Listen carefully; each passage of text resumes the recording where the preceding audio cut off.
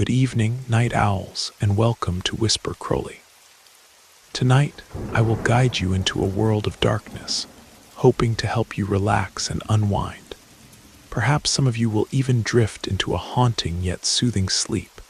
Before we begin, let me know where you're listening from and what time it is for you. And now, we begin.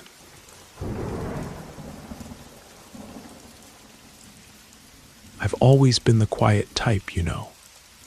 One of those guys who shows up to work, does what needs to be done, helps out when asked, but never really stands out.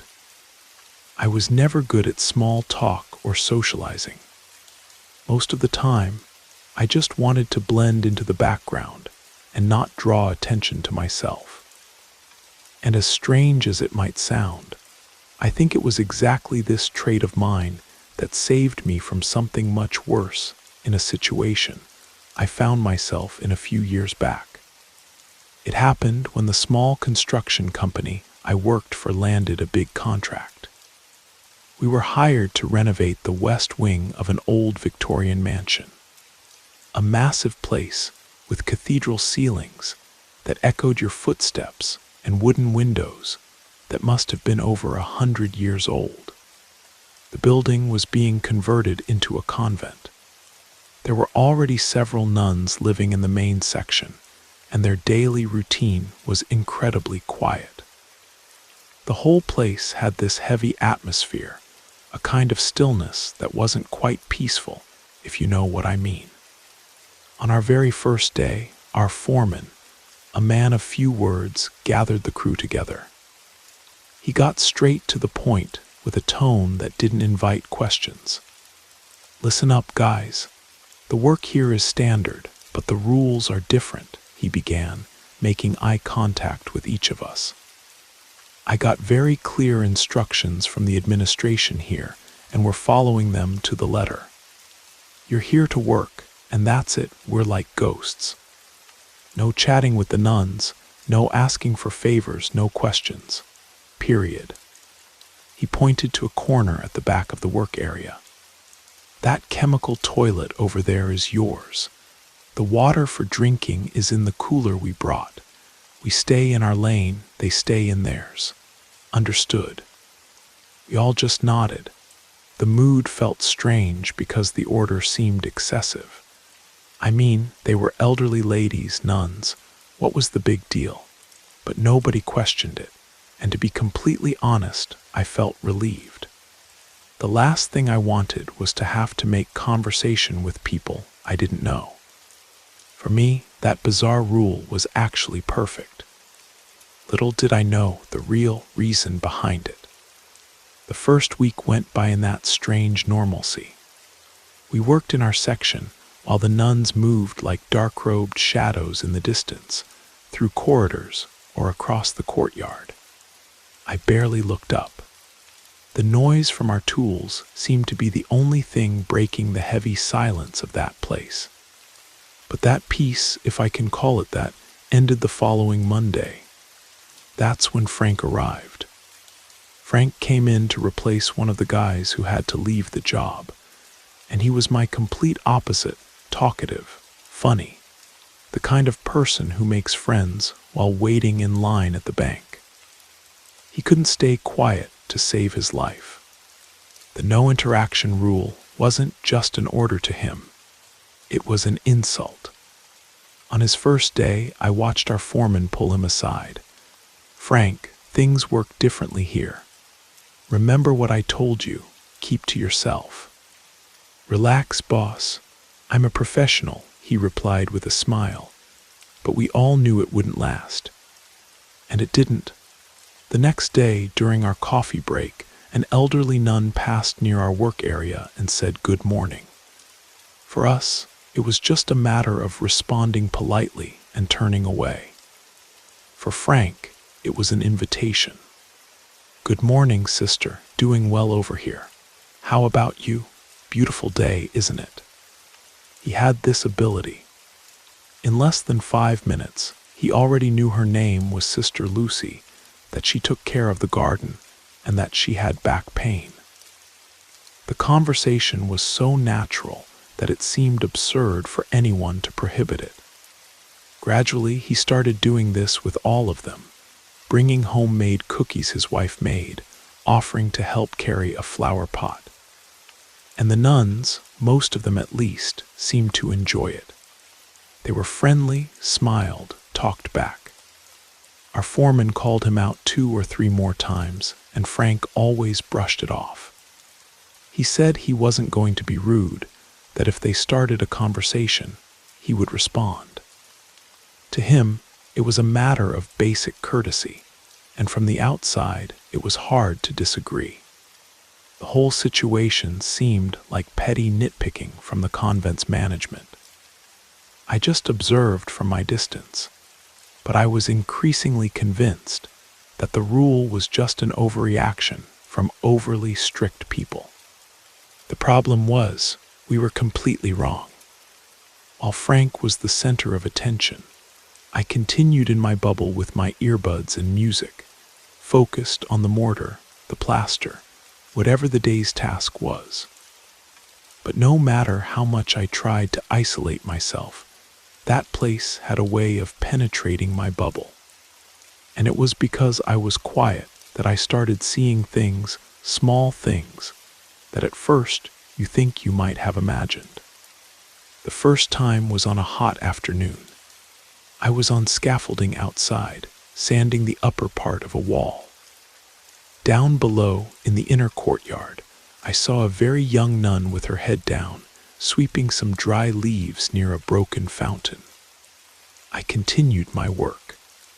I glanced to the side for a moment, toward the window of one of the second-floor rooms, and there she was. The same nun, standing still, looking at me. It wasn't someone who looked like her, it was her. The same face, the same posture. I stood there for a few seconds trying to process. How? There was no way she could have gone upstairs that fast. It was impossible. I blinked, strained my eyes. The nun at the window was still there, motionless. When I looked back at the courtyard, there was no one there. The broom was leaning against the fountain, alone. My first thought, the sun's beating down hard on your head, Gerald. I decided that's what it was, exhaustion. A few days later, it happened again, but with sound. I was in an interior corridor, replacing the wiring for some wall sconces. The silence was almost total. Then, from one of the empty rooms, I heard someone singing softly. It was a strange melody, sad, a lullaby that seemed from another century. I went to the door, curious, and peeked through the crack. There was no one there.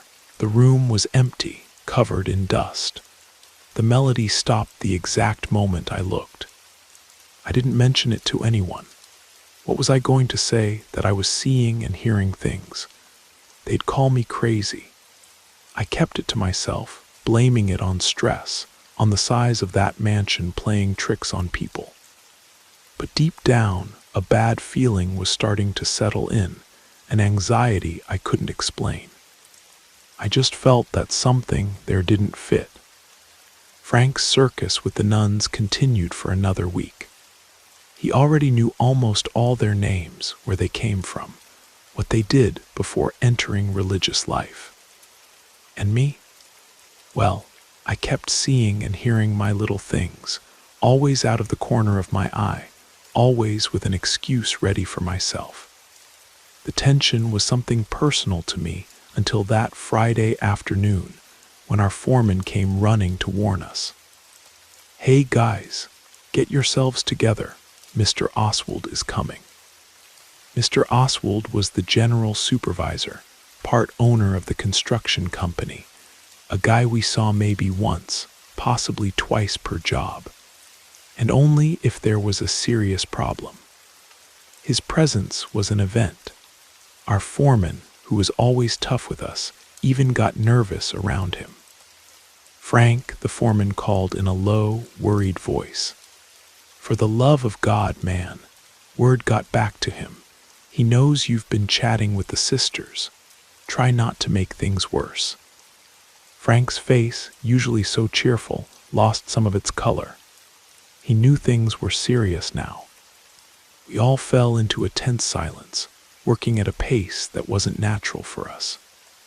10 minutes later, a black car newer than all of ours combined parked near the job site. Mr. Oswald got out. He was a man in his 60s, well-dressed, with a calm demeanor that was more intimidating than any shouting. He greeted our foreman, looked over the progress of the work, and his eyes stopped on Frank. He didn't say anything, just made a gesture with his head, and the two of them walked away side by side toward the oldest, quietest part of the convent. We stopped what we were doing to eat, but nobody was really hungry. We just stood there watching the two of them disappear into one of the long corridors, speculating about how bad the scolding would be. But their conversation took a while, much longer than necessary for a simple reprimand. They came back almost an hour later. We had already finished our improvised lunch and returned to work, still tense. I watched the two of them approach across the courtyard. Mr. Oswald had the same calm expression that gave nothing away. He gave a nod to our foreman, got in his car, and drove away without saying another word. As for Frank, I'll never forget the image of him coming back. We expected him to come back cursing or upset, maybe even embarrassed by the scolding in front of everyone. But it wasn't any of that. The Frank who came back wasn't the same one who had left. That spark of someone always ready for a joke, his energy, it had all vanished. He walked slowly, shoulders slightly drooped. His face was pale, and his eyes, which were always so lively, seemed empty, as if he were looking inside himself and didn't like what he saw. He didn't look at anyone, walked straight past us, grabbed his lunch box, which must have been cold by then, and sat in a corner away from everyone to eat alone. In silence, we looked at each other, not knowing what to do or say. His silence was louder than any screaming. Nobody had the courage to ask. We gave him space. The rest of the afternoon passed like that, with him working mechanically, not saying a single word. It was as if they had turned off the light inside him. And I understood, with a clarity that made my stomach knot, that this hadn't been a scolding. A scolding doesn't do that to a person. Whatever Mr. Oswald had said or shown him during that walk had broken something inside Frank. And a part of me, the part that was already seeing strange things in that place, began to truly fear what it could be. The weekend passed. On Monday, the atmosphere at the job site was still heavy, charged. Frank remained a shadow of what he was, moving in silence, and nobody dared to break that bubble. That's when the foreman called us over.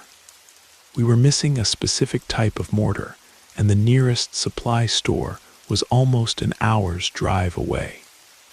He pointed to the company pickup truck. "Gerald, Frank, go get it." I felt a chill in my stomach. 40 minutes alone with him in a cab. What was I going to say? The silence at the job site was already bad. Inside a car, it would be torture. But there was no way to refuse. As soon as we got in the pickup and I started the engine, the silence seemed to weigh a ton. I was already looking in my head for something stupid to say about football or the weather when he spoke first. "So, Gerald, do you like working with the crew?" His voice came out low, kind of scratchy, as if it was getting unstuck after a long time without use. I answered something noncommittal. "Yeah, it's good work, just to not be rude."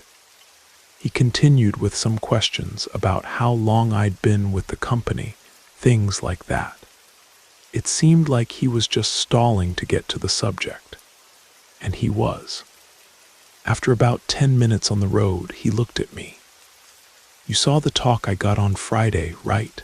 Everyone saw it. I admitted yes with a nod. He gave a short laugh with no humor in it. Well, it wasn't a talk, Gerald. It was something else. It was much worse. He took a deep breath, and I saw his knuckles turning white from how hard he was gripping his own knee. Mr. Oswald didn't scold me. He just talked to me. He took me for a walk. We went to a wing of the convent that's closed off, a kind of library, an archive, I don't know. The place had a strong smell of old paper. He asked me to sit down and started asking me questions. Frank paused, swallowing hard. He was sarcastic at first. Asked me if I was making a lot of friends, if I already knew all the sisters' names. I, like an idiot, even thought he was joking. I answered yes, that they were really nice people. That's when he opened a drawer and took out a photograph. A huge photo, really old, one of those yellowed ones, with about 80 nuns posing in the garden. He put the photo on the table and asked me, "Frank, of these women here, point out to me which ones you've been talking to." I looked at Frank. His face was sweating despite the weak air conditioning in the truck. I started pointing, all proud. "Oh, I always talk to this one here, Sister Agnes. She told me she made an amazing corn cake. And this other one, Sister Gertrude, who always asks about my wife and kids." I kept pointed out about 5 or 6 that I saw every day, who smiled at me, who asked about my day. His voice failed. He turned his face to the window as if he were ashamed. "Gerald," he took a pen, and with a calmness that was terrifying, he started circling the faces I pointed out. And next to each face he circled, he drew an arrow and wrote a date. Frank looked at me, and his eyes held a terror I had never seen. It was the death date of each one of them. Sister Agnes with the corn cake, she died of infection in 1982. Sister Gertrude, who cared so much about my family, died of heartbreak in the 70s after losing all her relatives in a bus accident. I couldn't say anything, just held the steering wheel tighter. He showed me the files, their records, with birth dates, baptism dates, ordination dates, and death dates. He told me, as if he were commenting on the weather, that not all the sisters there had been completely honest with me. They had forgotten to mention the small detail that they had been dead for decades. That, Gerald, was the rule. It wasn't about discipline, it was to protect us. Years ago, a guy from another company had a breakdown. He spent months unable to leave his house because one of them simply disappeared in front of him while they were talking. For the nuns who are alive, it's normal. They know the deceased sisters are still there. They live with it, but for outsiders. He didn't finish the sentence. I kept driving, looking straight at the road, but I couldn't see anything anymore. My realization hit with a horrible click, the nun in the courtyard, and at the window at the same time. The lullaby coming from the empty room. It wasn't exhaustion. It wasn't the sun on my head. It was real. It had been real all along. The rest of the drive back was in absolute silence, but it wasn't awkward silence anymore. It was heavy, dense, the silence of people who had seen something they shouldn't have seen. When we arrived at the job site, we unloaded the bags of mortar without exchanging a word. We just looked at each other occasionally, and in that look, we said everything that couldn't be spoken there. Working those last few days at the convent was the most desperate experience of my life. The secret was like poison that, now that I knew it, contaminated everything. Frank changed again. He wasn't that empty, hollow guy anymore. Now he was a frightened animal. He was always alert, looking over his shoulder. If one of the nuns appeared in a corridor, he would immediately turn around and go the other way, making up some tool he needed to get. The man who made a point of saying good morning to everyone now barely lifted his eyes from the ground. And they noticed. Once a nun with a very kind face approached him with a smile. "Frank, my son, you've been so quiet these past few days. Did something happen?" She asked with a gentle voice. I was nearby and saw Frank's body stiffen completely. He stuttered an "everything's fine, sister, just tired," and practically ran away, leaving me there with her. The nun stood there looking at his back with an expression of genuine sadness on her face. And that's what scared me most. They didn't seem evil, they seemed lonely and trapped. I changed too. My silence stopped being just my way and became protection. I made an effort to be invisible. If I saw one of them coming in my direction, I would duck into the first doorway I found. My fear was different from Frank's. He was afraid of what had already happened to him. I was terrified of what might happen. If one of them decided to talk to me, what would I do? If I saw one of them disappear in front of me? We finished the job a week ahead of schedule. I don't think a crew had ever worked with such enthusiasm. It wasn't professionalism. It was desperation to get out of there as fast as possible. On the last day, while we were loading the tools into the pickup, Frank put his hand on my shoulder. He didn't say thank you. He didn't say take care. He just said in a low voice, "We never talk about this again, okay?" I just nodded. It was a promise I intended to keep. And I kept the promise. It's been almost 5 years since that happened. Frank and I left that construction company some time later, but we remained friends. Real friends, we help each other out, have barbecues, talk about everything except the convent. That subject was buried so deep it's as if it never existed. But it does exist. It lives in our silence. I'm telling you this because I needed to get it out, even if anonymously, because that experience didn't stay there in that mansion. It came with me. It lives in my head. Sometimes I'm in a crowded place, like the subway during rush hour or walking on a busy downtown street. And suddenly, I feel something strange. I look at the faces in the crowd, people living their lives, running, laughing, talking on their phones.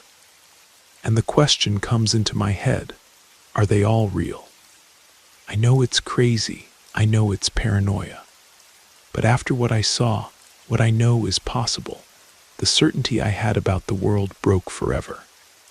The saddest part is that today, thinking calmly about it, I don't feel we were in danger. The nuns, both the living and the others, were kind. Maybe the only thing they wanted was a little company, some relief from the loneliness of those who should have already moved on. And we, with our fear, just left them even more alone. I regret feeling so much terror and so little compassion, but fear is irrational. And what I learned at that job is that reality is much more fragile than we think. It's as if the ground we walk on isn't as solid as we believe. And I had the misfortune of feeling that ground crack beneath my feet.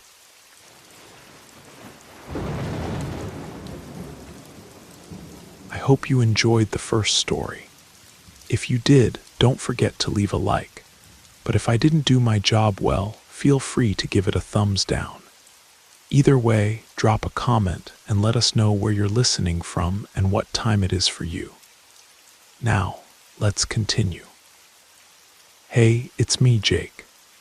I've always been a bit of a skeptic when it comes to spooky campfire tales.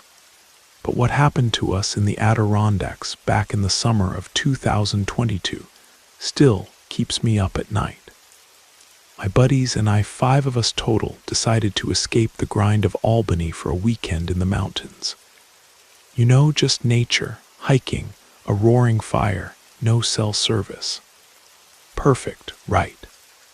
There was me, Ethan, the guy who plans everything and thinks he's Bear Grylls. Sarah and Emma, childhood besties who never shut up about old times, and my best friend from college, Matt. Matt's always been the tough guy, or at least he acts like it. We piled into Ethan's beat-up Jeep, laughing and messing around the whole drive up. We got to the Adirondacks as the sun was dipping behind the peaks, painting the sky in shades of fire. The spot was gorgeous, pine trees stretching forever, a little creek gurgling nearby. But there was this heavy quiet, like the forest was holding its breath. Ethan swore he'd camped here before, said it was safe. I don't know, something felt off from the start, but I didn't want to sound like a wimp, so I kept my mouth shut. We set up our tents in a clearing, surrounded by towering trees, and as night fell, we got a fire going. Sarah started telling these creepy upstate New York legends, wraiths in the woods, that kind of thing. Emma was already freaking out, and Matt was cracking jokes, saying he'd punch any ghost that showed up. We all laughed, but I couldn't shake this weird tightness in my chest. By midnight, the fire was down to embers, and the stars were out, sharp and endless. We crawled into our tents, and I was just drifting off when I heard it, a sharp asterisk crack in the woods, like someone stepping on a branch. I figured it was Matt messing with us, so I smirked and rolled over. But then I woke up in the middle of the night, heart pounding. The wind was whispering through the trees, but there was something else, slow, heavy footsteps circling the camp. They weren't animal steps, they dragged, deliberate, like someone was pacing out there. Then came the breathing, heavy, ragged, almost angry. My mind raced. It's just Ethan or Matt pulling a prank asterisk, I told myself, but the longer it went on, the less I believed it. I lay there, frozen, too scared to unzip my tent. No laughs, no gotcha, just those steps fading into silence. The next morning, I stumbled out, expecting to see everyone laughing at me for being spooked. Instead, they all looked uneasy. "All right, who was the genius circling the tents last night?" I asked, forcing a grin. Ethan looked confused. "What are you talking about?" he said. I laughed it off, but Matt piped up, "Wait, you heard it too? I thought it was you, Jake." Sarah's face went pale. "I heard it," she whispered. "Steps and breathing. I thought it was a bear." Nobody fessed up. We tried to shrug it off, but the vibe was off all day. We spent the day hiking to a hidden waterfall, swimming and soaking up the sun. For a while, I forgot the weirdness. The Adirondacks are stunning, and the rush of the water drowned out the unease. But when night came, that heavy silence returned. We were sitting around the fire, grilling hot dogs, when a loud asterisk snap echoed from the trees, like something massive had dropped or shifted. We froze. Even the fire seemed to dim. "You heard that, right?"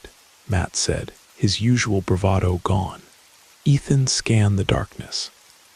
"Probably just a branch," he muttered, but he didn't sound convinced.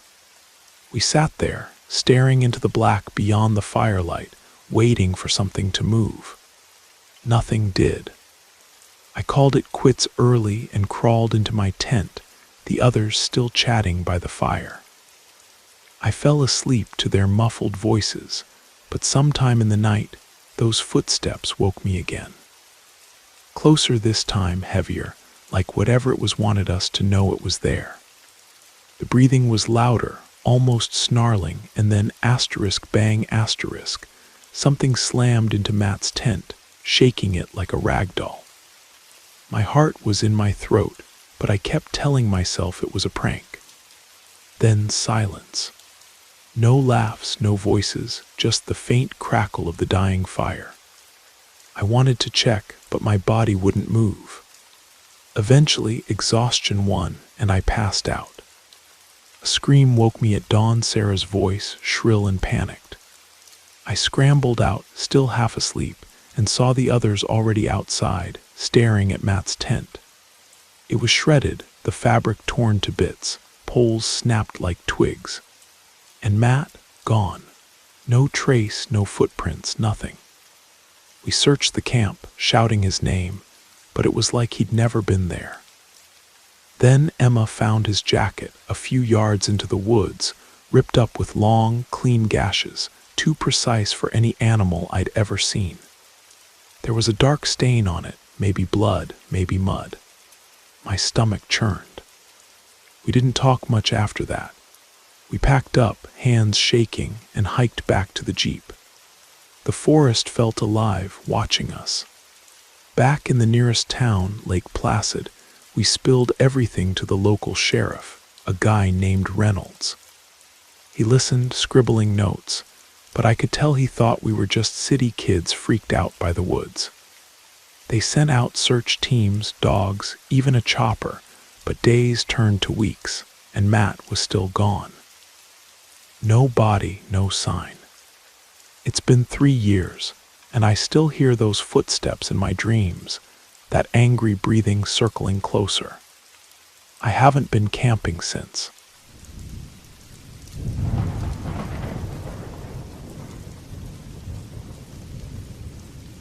Hey, it's Alex. I don't usually tell this story because most folks just laugh it off. But what happened to me and my girlfriend, Mia, in the Chihuahuan desert back in 2023. That's something I'll never shake. We were itching for a break from El Paso's noise, so we planned a camping trip out in the middle of nowhere, Big Bend country, just desert, stars, and silence. We loaded up my old pickup with a tent, some gear, and a cooler full of sandwiches, then hit the dirt roads. The drive was rough, kicking up dust that glowed red in the sunset. We found a spot by a gnarled mesquite tree, far from any campground, just open desert and a dry creek bed nearby. The place was beautiful but eerie. The silence out there isn't like the quiet you get in the city, it's thick, like the desert waiting for something. Mia was all smiles, snapping pics of the sunset, but I couldn't shake this weird feeling, like we were being watched. We set up the tent, ate, and lay on a blanket under the stars. The sky was unreal, millions of pinpricks of light, the Milky Way like a glowing river. Mia fell asleep next to me, but I stayed up, staring at the sky, lost in thought. That's when I saw them, 3 faint lights, high up, almost blending with the stars. At first, I thought they were planes, but they didn't blink or move like planes do. They just hung there, then started drifting in slow, unnatural arcs, stopping and shifting like they were watching. A chill ran down my spine. "Mia," I whispered, nudging her. She stirred, groggy. "Look at those lights." She squinted, then sat up. "Planes, right?" she said, but her voice wavered. "Planes don't move like that," I replied. We watched, silent, as the lights danced, then froze again. The air changed, hot, heavy, like a storm was coming, but the sky was clear. The wind died and the desert went dead quiet, no crickets, no rustling. Then a sharp asterisk crack came from the scrub behind us close, like something heavy stepping on brittle twigs. Mia grabbed my arm. "Just an animal," she whispered, but we both knew better. Another crack closer, then a low hum filled the air, not bugs, not wind, but a metallic buzz, like static electricity vibrating the night. The lights above shot across the sky in a perfect arc and vanished behind a ridge. The hum stopped, the wind kicked up, and the desert sounds returned. "Let's get in the tent," Mia said, her voice tight. We zipped ourselves in, hearts racing, and tried to sleep. Sometime in the night, I woke to a blinding white light flooding the tent. It wasn't moonlight or a flashlight. It was like the sun was inside with us, piercing through the fabric. The air was thick, hard to breathe, and the heat was suffocating. I shook Mia, but she wouldn't wake, just lay there, breathing slow, like she was in a trance. I tried to move, to unzip the tent, but my body felt heavy, my eyelids drooping. Then the light vanished and I blacked out. Morning came, the sun baking the tent. I felt like I'd been hit by a truck, head pounding, mouth dry. Mia was waking up, stretching, acting like nothing happened. We overslept, she yawned. I told her about the light, how she wouldn't wake, but she laughed it off. Sounds like a dream, babe. Then she froze, staring at my arm. 3 perfect circular marks, red and raw, were burned into my skin just below my shoulder. They weren't scratches or bites, too precise, like something had pressed into me. Mia's face went white. We packed up fast, barely talking, and peeled out of there. On the drive back, we stopped at a dusty roadside diner outside Marfa. The old guy behind the counter, Hector, saw my arm and got this look. "You were camping, huh?" he said, nodding at the marks. "I've seen those before. Folks come through here, same story, lights in the sky, weird marks, gear fried sometimes. Deserts full of secrets." He didn't say more, just warned us to stay away from lonely spots. The marks faded after a few months, but every time I'm out at night, I scan the sky, praying I don't see those lights again.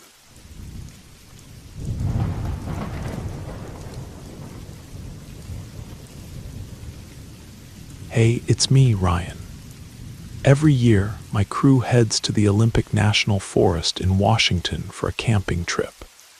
It's been our thing since we were kids, tents, beers, and stories by the fire.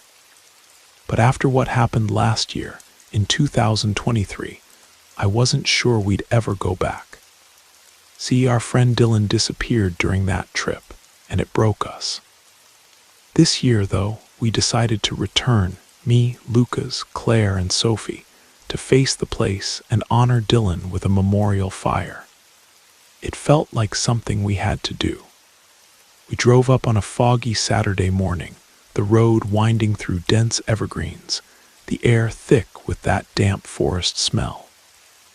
Nobody talked about Dylan, but his absence hung heavy. We set up camp in the same clearing as always, near a mossy creek. The day dragged, hiking, gathering firewood, pretending everything was fine. But the forest felt different, like it was watching us, waiting. By dusk, we were all on edge, but we didn't admit it. That night we built the fire.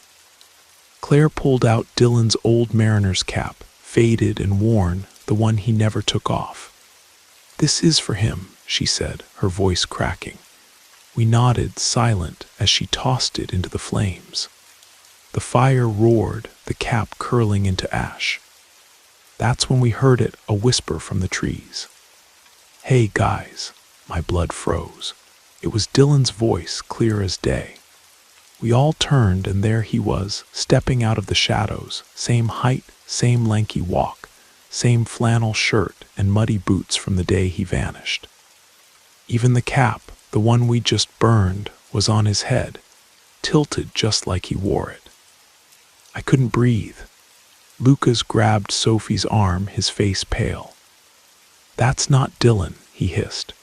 The figure stepped closer, the firelight flickering across his face. It was almost Dylan, same jawline, same smirk, but the details were wrong, like a mask that didn't quite fit. His eyes were empty, black pits that didn't reflect the flames. "Why'd you take so long to come back?" he asked, his voice too smooth, too perfect. The trees seemed to lean in, the air thick with something alive. Claire dropped her flashlight, and we bolted. We left everything, tents, bags, gear, and ran through the forest, branches clawing at us, the beams of our lanterns bouncing wildly. I don't know how long we ran, But we didn't stop until we hit the truck. We tore out of there, tires spitting gravel, and didn't speak until we saw the lights of Port Angels. Nobody's gone back to that clearing. Some folks say we imagined it, that grief messed with our heads. But I know what I saw. That was Dylan. Whatever it was, it's still out there, wearing his face, waiting in the shadows of the Olympic National Forest.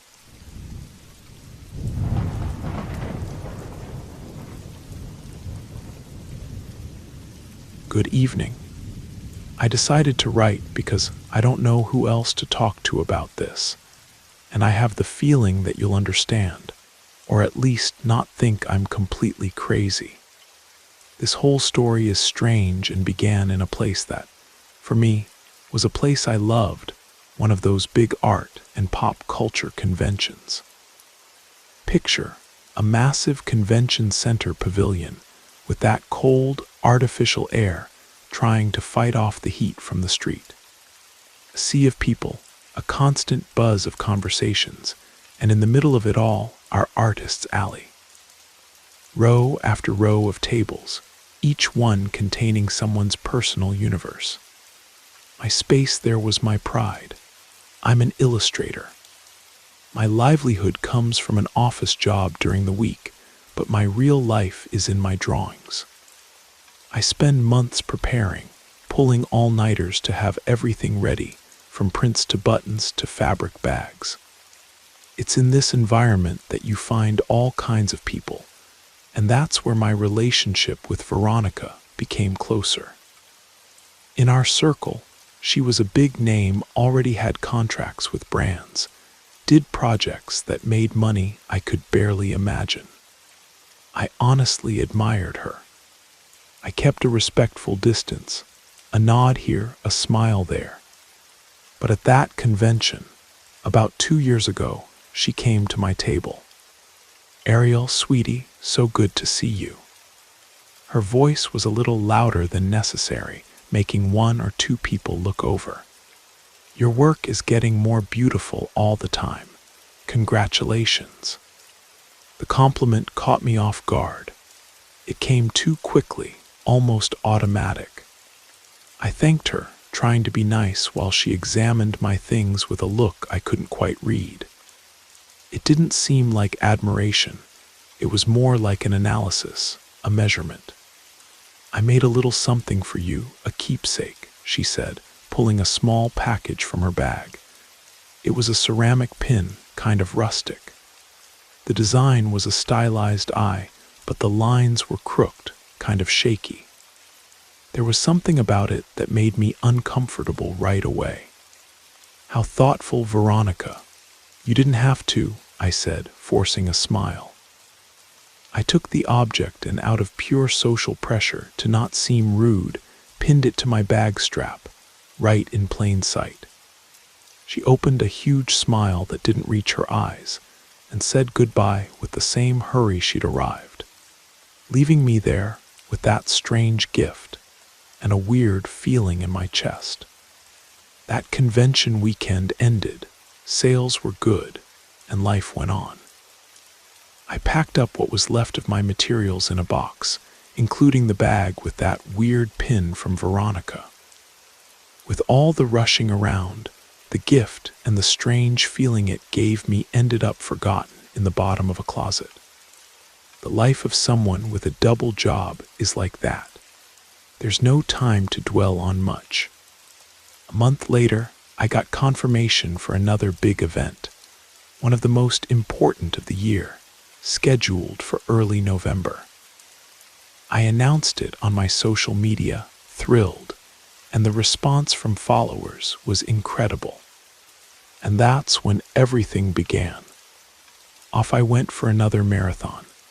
I'd leave the office, get home, and dive into preparations. It was my normal cycle, but this time something was different. It started as a fatigue I'd never felt before. It wasn't the physical exhaustion of someone who pulls all-nighters drawing. It was something more internal, a sluggishness that came from within, a weight that settled in my shoulders and went down my back, leaving me without energy. I tried to fight it, drank stronger coffee, promised myself I'd sleep earlier the next day. I thought it was my body asking for a break. Just that.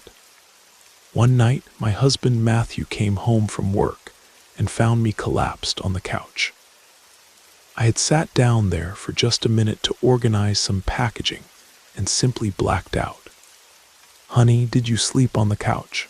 he asked, touching my shoulder carefully.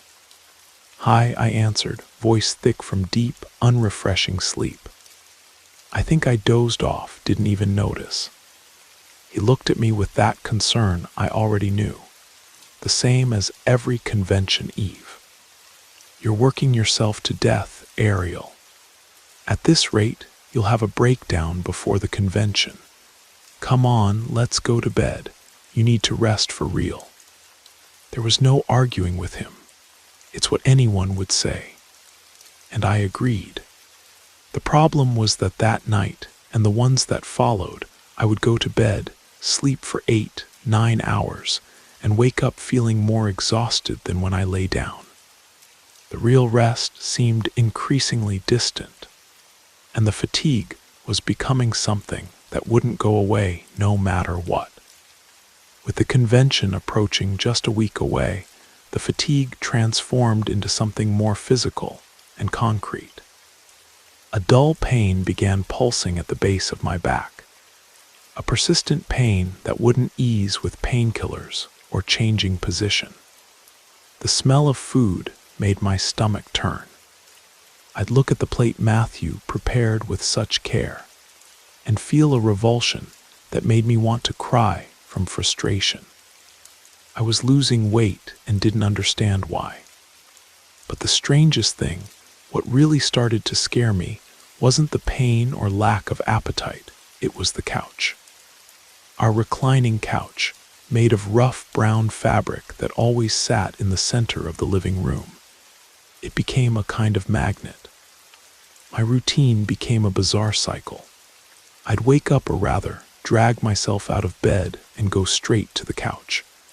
And there I'd stay. I knew I needed to work, that I had commissions to finish. That time was running out. I'd rehearse getting up, take 1 or 2 steps toward my work area where my materials waited for me, and be overcome by sudden exhaustion, an almost desperate need to go back and lie down. It wasn't laziness. It was as if something was holding me there, pulling me back to those cushions. At night, the situation got even weirder. Matthew had to insist a lot to get me to go to the bedroom. "Come on, honey. You can't sleep there again. You'll ruin your back," he'd plead, his voice loaded with concern starting to mix with incomprehension. I'd go lie down in our bed, on our mattress that had always been so comfortable, and feel like I was in the wrong place. It was as if the bedroom was expelling me. I couldn't relax, couldn't find a position. I'd wait for Matthew to fall asleep, which took just a few minutes. And then, on tiptoe, I'd return to the living room, back to the couch. "I don't understand, Ariel," he told me one morning, finding me there curled up. "What's with this couch? You're not resting at all there." "I know," was all I could answer, "but I feel like I need to stay here." His question echoed in the living room. How could I explain something I didn't understand myself? That our home's couch had become both my refuge and my prison. Worse than the physical pain was looking at my work table, my drawings, my pens, everything that was my passion. Now it caused me nothing. The desire to create had simply been turned off. In its place, only the couch existed. Matthew reached his limit on Wednesday, 3 days before the event. He saw me trying, unsuccessfully, to get up from the couch to go to the bathroom, and his patience ran out. "Enough, Ariel. Get your documents. We're going to the emergency room now." I didn't have the strength to argue. He practically dressed me and drove me to our insurance hospital. And the strangest thing happened. Inside the car, and then in the waiting room, with its smell of cleaning products and strong air conditioning, I began to feel a little better. The back pain lessened, the nausea passed. I was seen by a young doctor who looked like she was on an endless shift. I listed everything: the extreme fatigue, the pain, the lack of appetite, the weakness. I just didn't mention the couch part. How could I say that without her sending me straight for a psychiatric evaluation? She examined me, asked questions, and ordered a battery of tests.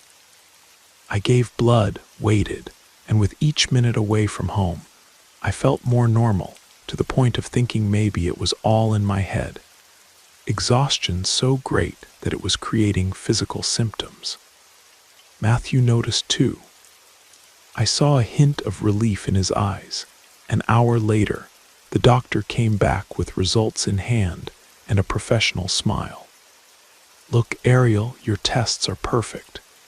Complete blood work, vitamins, everything within normal range. There's no sign of infection or any other alteration." She continued saying it was probably acute stress, burnout. She recommended rest, hydration, and maybe seeking therapy. I listened to all of it in silence. How could they be perfect? I could barely stay standing at home, but there on paper I was the picture of health. I left the office feeling like a fraud. Matthew's relief turned to pure confusion. The worst part was when we opened the front door. The instant I stepped inside, the weight returned, but it came back with everything like a blow. The air in the apartment seemed dense, heavy. The back pain hit me with such force that my legs buckled. If Matthew hadn't been holding me, I would have fallen. My eyes were immediately drawn to the living room, to the couch. Matthew saw the transformation in my face, saw the color drain from my skin. The fear I'd felt at the hospital about being called crazy was nothing compared to the terror I felt at that moment. Because I was certain that what was making me sick wasn't in my body. It was there within those walls, inside my home. And my husband, for the first time, seemed to understand the same thing. His skepticism died. In its place, I saw real fear on his face. That Thursday, I woke up on the couch, same pain, same weakness. The convention started the next day. From my spot, I could see the cardboard boxes piled in a corner, filled with months of my work, my sleep, my dedication. They seemed to mock me. It was there, looking at all that effort boxed up, that it hit me with everything. I wasn't going to be able to go. It was physically impossible. The sadness was so deep, so heavy, that I didn't have energy even to cry. It was a hollow feeling. Matthew, who had taken the day off to take care of me, noticed my expression. He sat on the edge of an armchair, not knowing what to do. "You need to notify the organization, honey," he said quietly. "And we need to do something about these things." He was right. With the phone he handed me, because even my arms seemed to weigh a ton, I looked for Danielle's contact. Danny is a dear friend, one of the few real people I met in this scene. The phone rang once, twice. "Girl, what's up in the countdown to tomorrow?" Her animated voice was like a stab to my chest. "Danny, hi." My voice came out as a whisper. "So, that's what I'm calling about. I won't be able to go." There was silence on the other end of the line, and then her voice changed completely. "Won't go? What do you mean you won't go? Did something happen, Ariel? Are you okay?" "Not really," I admitted. "I got sick out of nowhere. Already went to the doctor, had tests done. Nothing shows up. But the truth, Danny, is that I can barely get off this couch." I explained the situation, my worry about losing the money invested in the booth, and she cut me off. For God's sake, be quiet about that. Don't even think about it. Of course I'll help you. I'll come over this afternoon. We'll figure everything out. You give me the instructions, and I'll take your things to sell along with mine. And most importantly, I want to see with my own eyes how you are. I hung up feeling immense relief at having a friend like her, but also deep shame at being in that situation. I just had no idea that Danny's visit wouldn't just save my spot at the convention. She was about to discover the true cause of everything. Danielle arrived in the mid-afternoon. Her energy, always so upbeat, seemed to wilt the moment she saw me. She stopped at the living room doorway, and the "Hey, girl" smile died on her face. "My God, Ariel, what's wrong with you?" she said, approaching and examining me with her eyes. "You look terrible. What happened?" Matthew greeted her with a nod, his face closed. I told the story again, the weakness, the pain, the doctors who found nothing. With each word, Danny's expression became more serious. "Sit down, let's sort out the convention stuff first," Matthew said, trying to bring some order to the situation. The three of us sat down, me huddled in my usual spot on the couch, Matthew in the armchair beside me, and Danielle, after hesitating for a second, sat on the other end of the couch. We started talking about prices, how to organize the products, how to handle the card reader. Such a normal, practical conversation that the absurdity of my condition seemed even greater. At one point, to see a product list I had written down, Danielle scooted across the seat, getting closer to me. In the middle of a sentence, she stopped, put her hand to her forehead. "Wow, how weird," she murmured, shaking her head lightly. "What is it, Danny?" Matthew asked. I got a sudden headache and dizziness. It feels like the air got heavy. Suddenly, Matthew and I looked at each other. That description, heavy. It was exactly how I felt in that house. But Danielle wasn't one to just sit around feeling things. She got up, her face serious. "No, seriously, there's something very strange here." And she pointed to the couch, to my spot. Before we could say anything, she started acting. With an almost desperate determination, she pulled the large back cushions and threw them on the floor. "Danny, what are you doing?" I asked, my voice weak. "There's something wrong with this couch, Ariel. I can feel it." She stuck her hands in the gaps between the seat and back, searching the fabric. Matthew looked at me, not knowing how to react to this scene. Danny's energy was almost aggressive. Suddenly, she made a sound of pain. "Ow, shit, there's something sharp here," it pricked me. She kept feeling around in the same spot, and with a disgusted expression, pulled her hand out. In her palm, amid some dust and lint, was the ceramic pin. The crooked eye, feverish with its asymmetrical lines, seemed to stare at us. The silence in the room was total. The air left my lungs. The puzzle pieces, however insane they were, fit together in a horrible way. The exhaustion that began right after that convention, the force that kept me glued to that specific couch, the bag.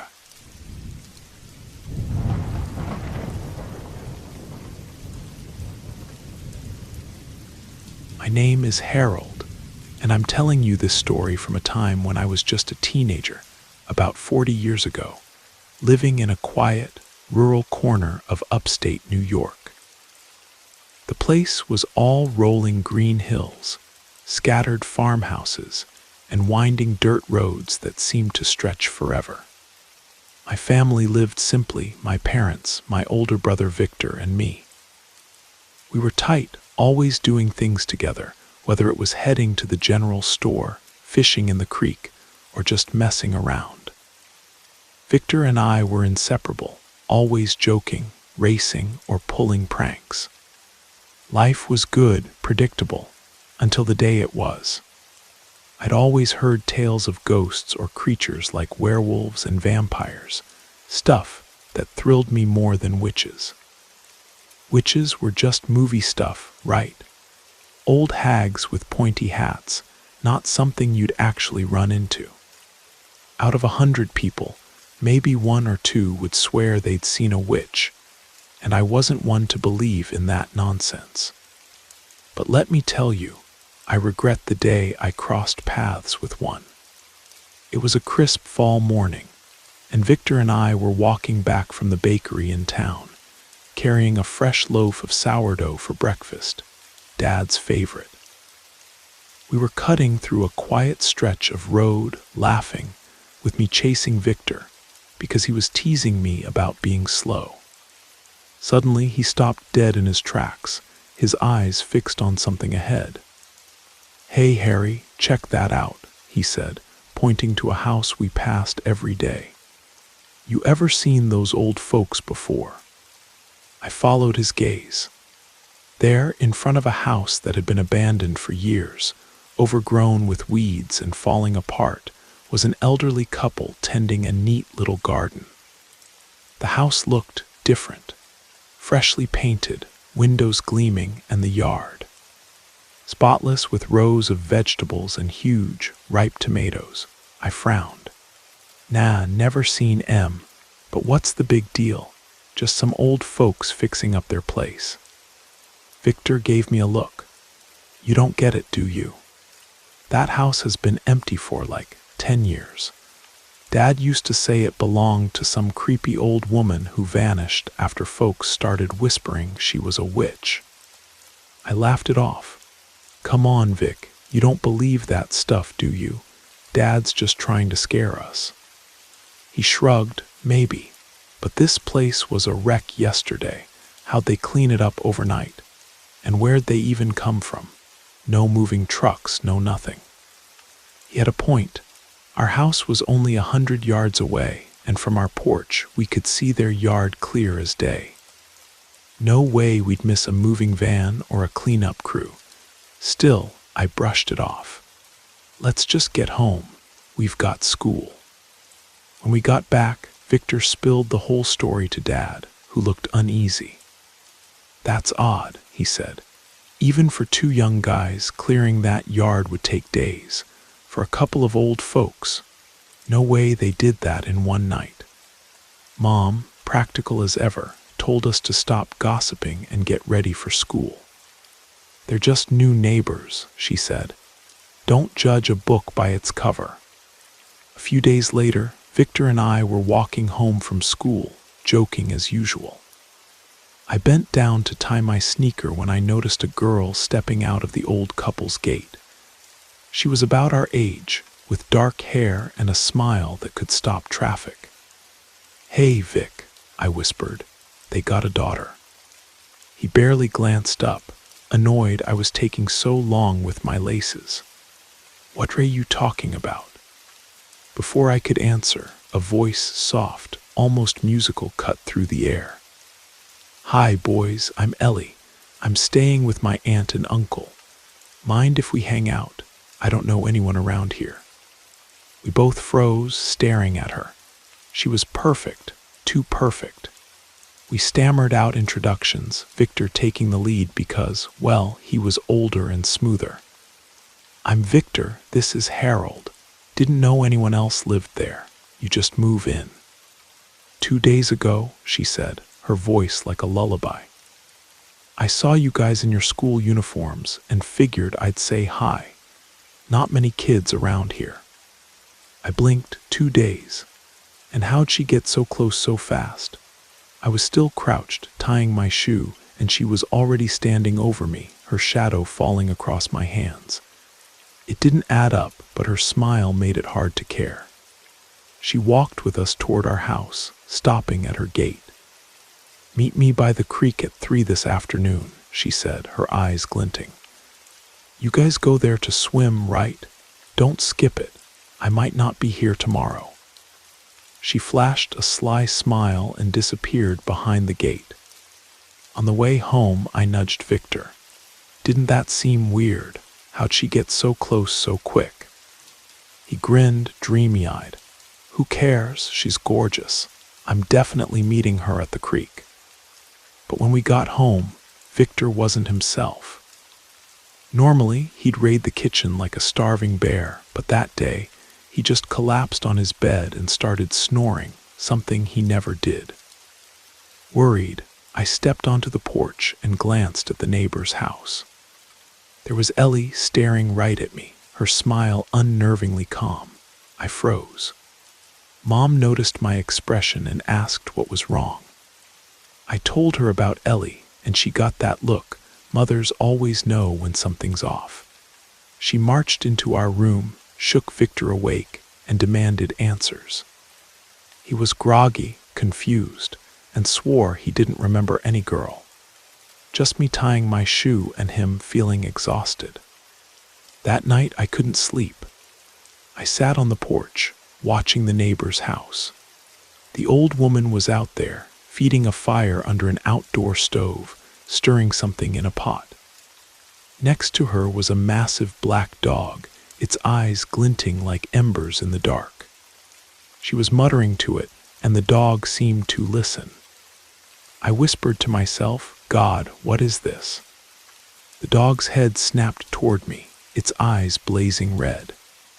It let out a deep, guttural growl that echoed unnaturally, like it was coming from inside my skull. I froze, heart pounding, as it started toward me, moving faster than any dog should.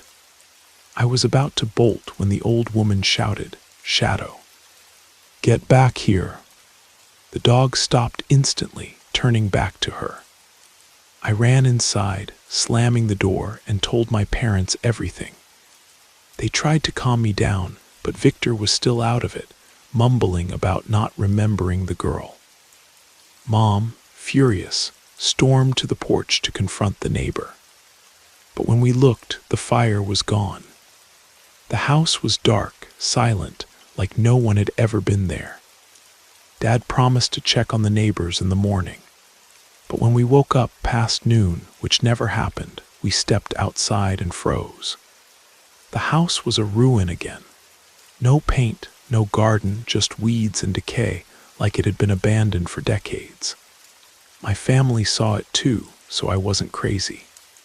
But I knew the truth. That girl was the old woman somehow. And that dog, it had to be the old man. Her shout calling it Shadow was no coincidence. It was his name. That day changed me. I don't laugh off ghost stories anymore. Good night, everyone.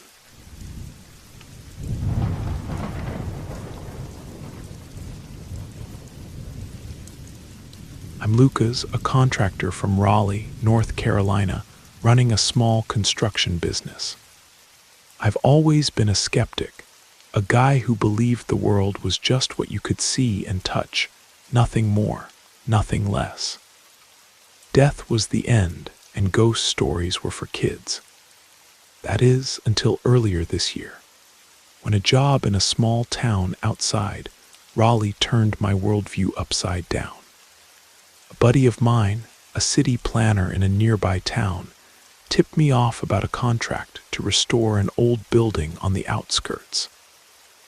It was a colonial-style mansion, abandoned since the 1980s, once an orphanage and later a nursing home.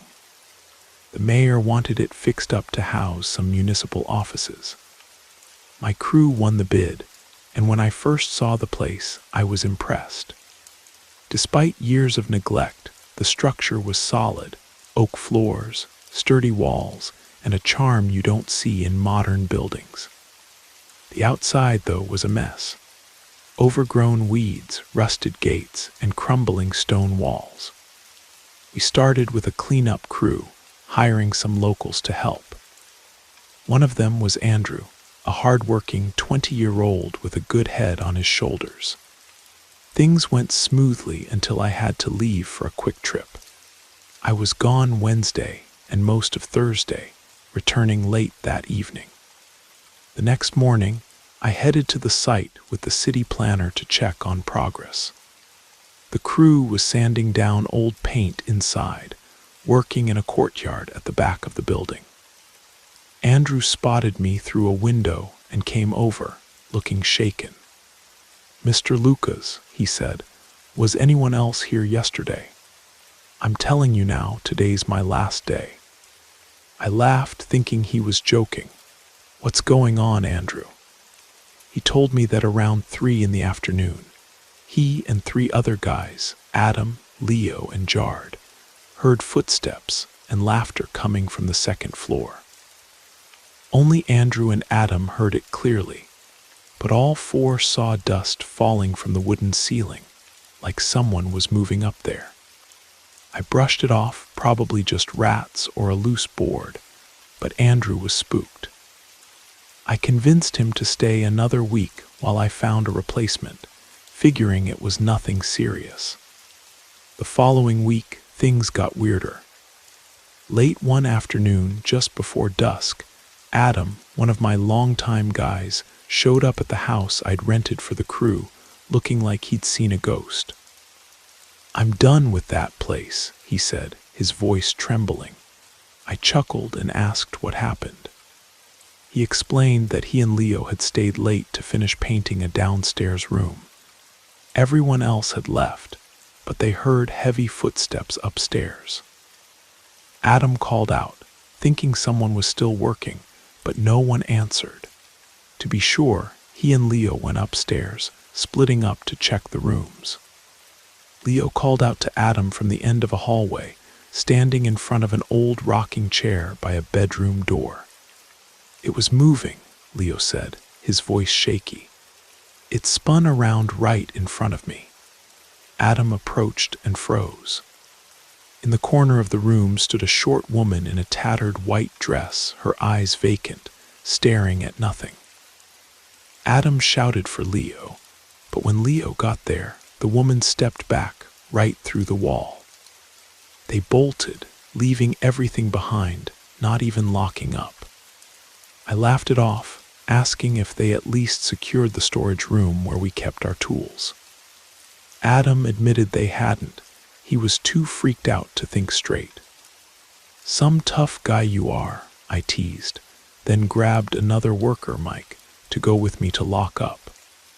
We drove to the site, parked in front of the mansion, and headed to the storage room in the back courtyard. The door was wide open, so I locked it and secured the iron gate with a padlock. Just as I clicked it shut, something crashed inside the storage room, like a toolbox hitting the floor. Mike's eyes widened. "You heard that right." "Probably just the wind," I said, trying to sound confident. But to prove it, I reopened the gate and pushed the door. It creaked open slowly, like someone was pulling it from the other side. My stomach dropped, but I flicked on the light and stepped inside. Nothing was out of place, no fallen tools, no mess. I checked a second room in the back, Mike hovering nervously at the door. "See, nothing," I called out, turning to leave. Then I saw Mike, pale as a sheet, pointing at the second-floor window. I looked up, and there she was, a gaunt, pale figure with long, tangled hair and a face that wasn't quite human. She didn't move, didn't speak, just stared. Then, like mist, she dissolved into the air. My legs felt like jelly, but I managed to stumble back to the car, Mike right behind me. We didn't stop driving until we were back at the house. Adam was waiting. "See, that place is cursed," he said. We finished the job, but I hired extra hands and made sure everyone was out by 4 in the afternoon. No one wanted to be there after dark. That experience broke something in me. I don't scoff at the unknown anymore. Good night, everyone.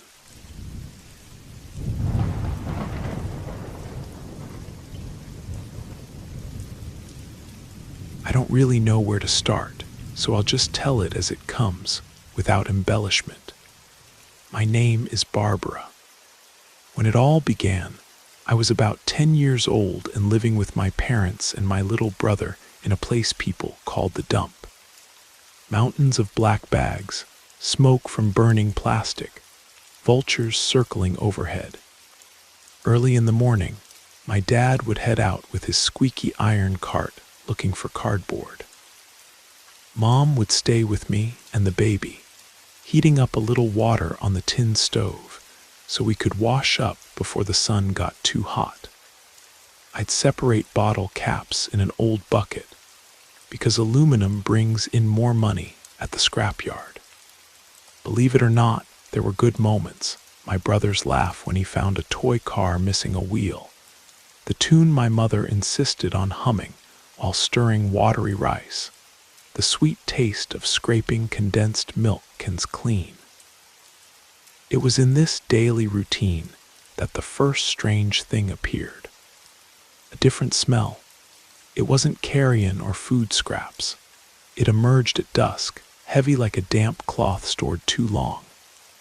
My mother wrinkled her nose, dropped the spoon, and whispered, "Lord, have mercy," in a way that made my stomach turn.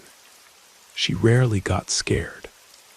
The next morning, I woke up before dawn because I heard something by the metal door, a slow, insistent scraping, like someone rummaging through a bag looking for treasure. I stayed motionless, listening until the noise stopped suddenly, in a silence that was actually frightening. I told my dad about it. He shrugged, said it must be a scavenger starting early. I tried to believe it, but the smell came back stronger while we were talking, as if it wanted to prove it existed. After that, the flies became more numerous and sluggish, sticking to the tarp and not leaving even when you swatted at them. The late afternoon light hit crooked and cast long shadows from the garbage piles that didn't match their actual shapes. Every night I had to take several deep breaths before blowing out the candle, repeating to myself that it was just my imagination. It seems like little, I know. No apparitions, no screaming in the middle of the night. Just a small warning that among so much waste, there was something that shouldn't be there, and that maybe had chosen our family to settle in. Even without understanding, I started to think it was my fault, because I was the one who first smelled it and treated it like nonsense. And that was just the beginning. Even so, I kept going. I went out the next morning to help my dad, but he sent me back because the cart was already too heavy. I was left without much to do, so I wandered into the garbage piles, trying to find copper, which is worth more. The sun was still low, but the strange odor seemed to have woken up before everyone else. It came in hot waves, as if the dump was breathing. I turned behind a pile of torn mattresses and saw a boy crouched in front of a torn black bag. He was skinny as a scarecrow, his faded shirt stuck to his body. He had his back to me, but you could see his shoulder bones moving, so prominent they looked like they wanted to cut through his skin. I stopped about 3 steps away, wanting to ask if he needed help. Before I could open my mouth, he stuck his whole hands into the bag. The plastic creaked.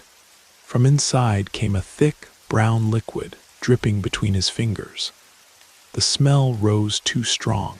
It burned my throat like spoiled pepper. I gagged. He turned his face. The way he turned was like an animal, not a child. His skin was stained with something greenish, and his mouth, my God, his mouth was too big for his face, with almost no teeth, just dark gums. Even so, he smiled as if he were happy to see me. "Come here," he murmured, his voice low and dragging. I froze.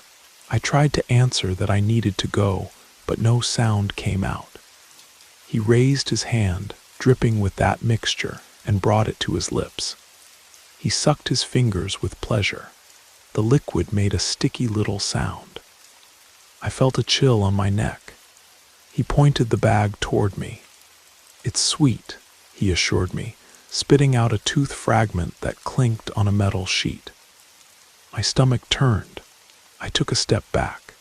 I sank my heel into a rusty can. The noise echoed, and for a second everything went quiet. Flies, wind, even my heart seemed to pause.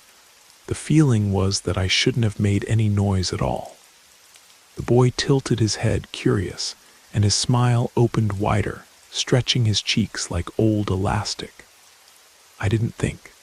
I turned and ran. The thin soles of my flip-flops hurt on the heat of the dirt mixed with glass shards. I slipped, almost fell, but kept going until I saw our shack. I went in gasping. My mother was stirring bean broth on a tin stove. I told her everything in a rush, words stumbling over each other. She dropped the spoon, wiped her hand on her makeshift apron, and asked me to show her where it was. We went back. Only the torn, empty bag remained, sinking into dark mud. The sun was beating down high, the heat making the liquid bubble slowly. No sign of the boy. My mother put her hand on my shoulder, squeezed gently. "Must be some kid from the neighboring area," she murmured, but her look was distant, worried. I wanted to believe it. Even so, at lunchtime, the smell came back stronger than the seasoning. I couldn't eat. Dad scolded me, said I needed energy to work.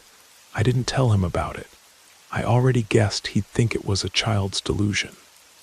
That evening, when I lay down on the thin mattress, I repeated to myself that it was just a strange boy eating something spoiled.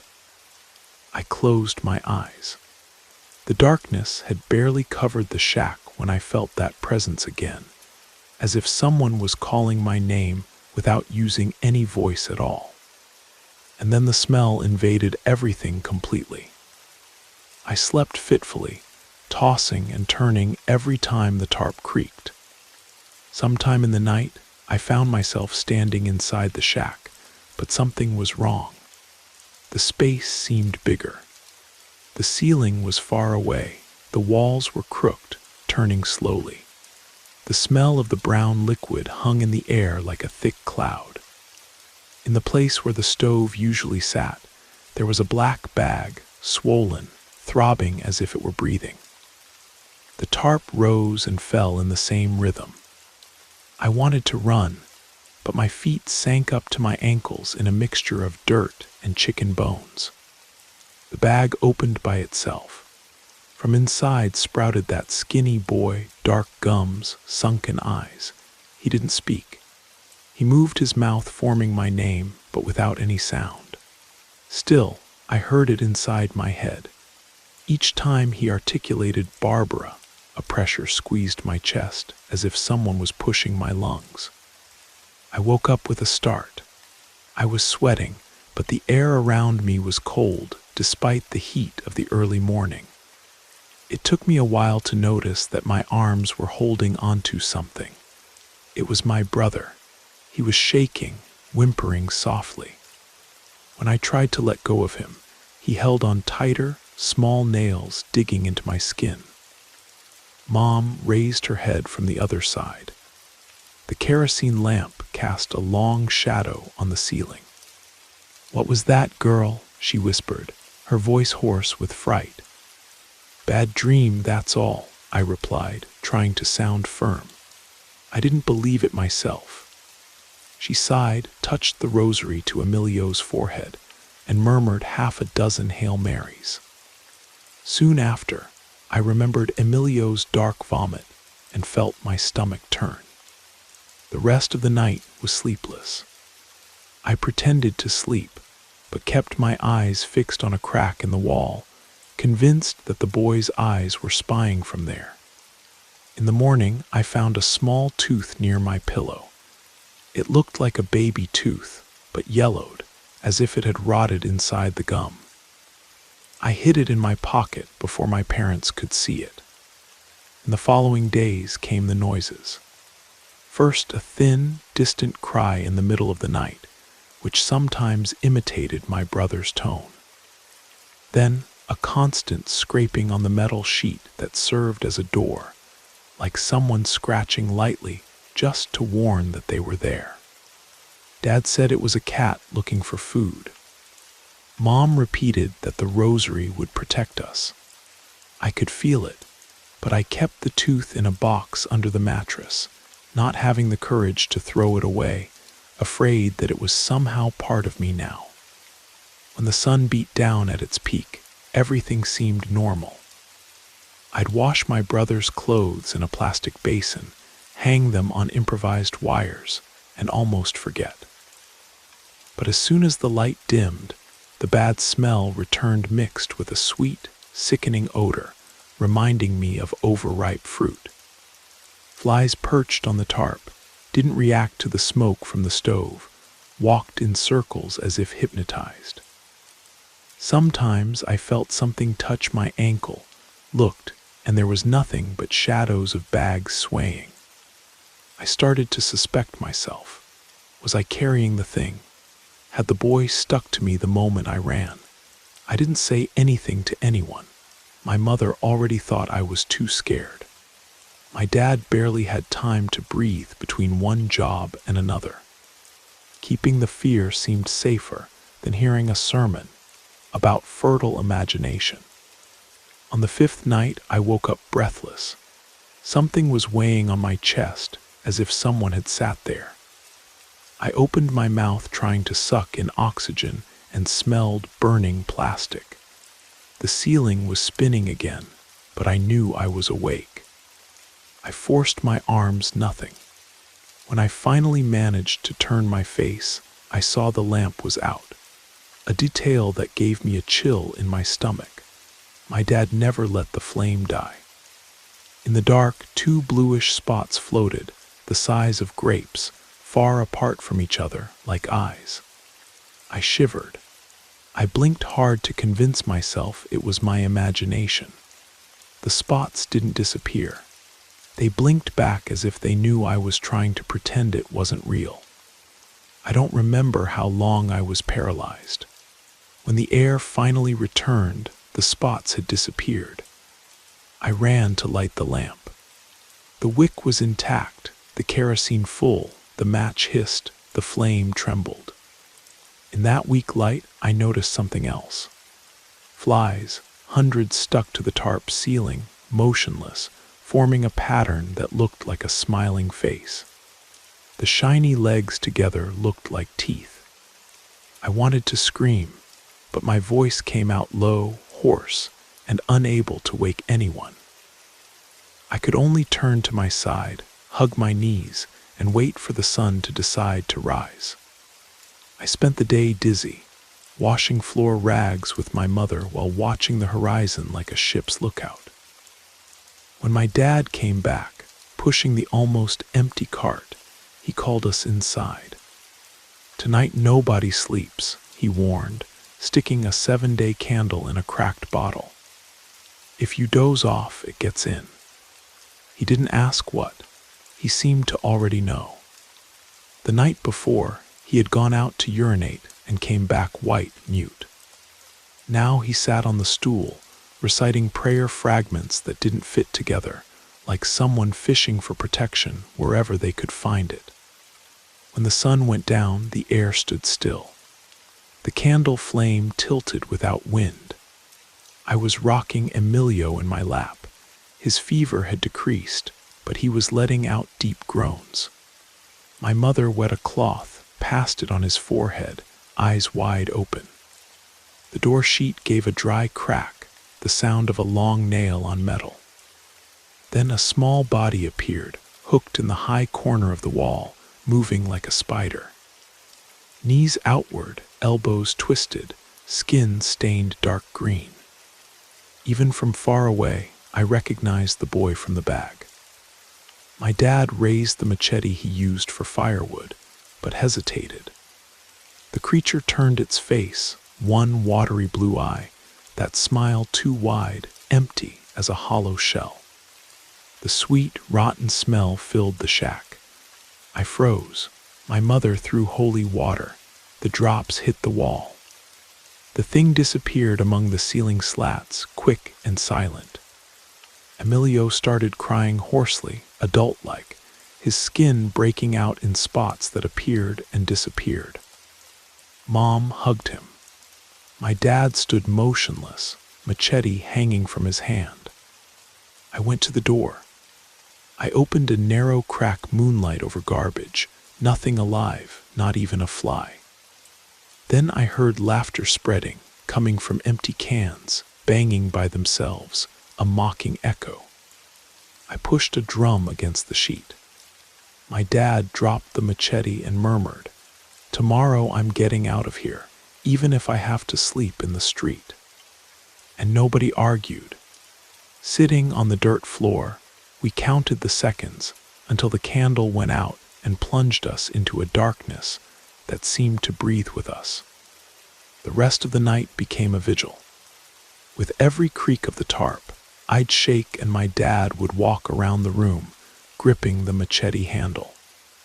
In whispers, he described what he'd seen outside when he went to urinate. The same thing hanging from a crooked post, licking the air. From its chin dripped a black liquid that boiled in the dust. The account came out trembling, but the anger mixed with fear was evident. Shortly after, something ran across the plastic roof. Light steps that came and went, accompanied by scratches on the wood. Emilio sobbed, then fell silent, eyes fixed on a point above us, as if he could follow the creature. Then the noise stopped suddenly, and a heavy silence took over. So heavy that I almost preferred the sound of the steps. Mom suggested we pray together. Dad agreed, but his voice failed in the middle of the creed. I tried to continue the prayer, but with each word I felt the air get denser, as if the thing was sucking our speech before it reached the ceiling. The little lamp swayed, the flame stretched into a tongue shape and went out without a pop. We were left in the dark, breathing hard, waiting for the sky to clear. Not even the neighbor's rooster crowed when dawn came. Even the animals seemed to sense what was prowling around. My dad opened the door carefully, as if he feared finding the boy stuck to the outside. He only saw bags puffed with hot air and lazy flies flapping wings. He breathed deeply and announced he was going to the village to find a ride. He needed a big cart to move our things by the weekend. Mom would go with him. She wanted the nurse to examine Emilio, still feverish. "Lock the sheet with the chain," he asked, holding my shoulder. "If you hear noise, pray and stay quiet." I nodded and checked the improvised padlock twice. When they disappeared down the road, the shack seemed to grow around me, like a pit's mouth. I tried to kill time separating cans and bottles. Even with the sun at its peak, the gloom wouldn't leave. It seemed like a shadow stuck there. I bent down to stack plastic containers and noticed a drop of kerosene fallen from the lamp. In the murky reflection, I saw something pass behind me. I turned with a jump, nothing but the mattress and the trunk. 2 seconds later, the smell returned. A mixture of overripe fruit with forgotten meat broth. Then came a silence without insects or wind. A soft creak ran through the backboard, repeated, rhythmic, like someone crawling outside. I approached slowly, heart beating in my ears. Nobody, just tarp swaying lightly. When I turned around, the mattress was empty. Emilio had been sleeping there a minute before. I heard a scraping near the door. I ran and saw my brother on his belly being pulled by his feet. His little hands were scratching the dirt floor, but his body was sliding as if tied to an invisible line. I screamed, jumped on him, and held him by the arms. I couldn't see anything beyond the deep hollows appearing on his skin, marks from long fingers that squeezed without appearing. I pulled with all my strength, my back burning. Suddenly, the pulling gave way and we both fell. The air filled with a sour odor. Emilio opened his mouth and vomited a thick, almost black liquid with light clumps that looked like small teeth. I held his head so he wouldn't choke, tears burning my eyes. The cry wouldn't come out, just a hoarse moan. When my parents returned, they found the scene me covered in that dark vomit, hugging the limp baby. Mom took Emilio from my arms, crying. My dad swallowed his panic and let it turn into anger, asking what I had done. I didn't answer. I just looked at the purple marks on the boy's ankle, the same as those that appeared on my arm. They ran to the clinic. The medic gave him IV fluids, said it could be food poisoning, and told them to watch him. The way back was hard silence. I knew that if they had taken longer, I would have lost my brother. My dad didn't want dinner. He sat with the machete in his lap, eyes glued to the wall. Mom settled Emilio among cloths. The wheeze in his chest echoed on the tarp. I stayed waiting for the smell to return. Near midnight, the wind brought the rattle of cans. The 7-day candle, halfway burned, went out without warning. The darkness came along with a muffled laugh behind the tarp. I grabbed a piece of wood, splinters tearing my palm, and waited for another dawn to end. My dad kept his promise. At dawn, he tied everything we owned in bundles, piled it on the cart, fitted Emilio in a box lined with cloth, and pushed it to the improvised health post in the parish hall. I followed behind, shaking more from fear than cold. The doctor, a small man with a thin mustache, examined my brother calmly, but his forehead was furrowing. I heard every word because the plywood wall was thin. Weak pulse, oscillating fever, spots that disappear and return. It's not just spoiled food. Mom cried quietly. Dad stayed quiet, fists clenched. When the doctor came out, he stared at me for a second, as if he wanted to pull an answer from my face. I felt like telling everything, the boy, the smell, the teeth, but something held me back. Maybe fear of sounding crazy. He prescribed IV fluids, antibiotics, and strange advice. Look for Mrs. Yolanda, the healer. She understands these things that medicine can't handle. On the way home, my dad walked in silence.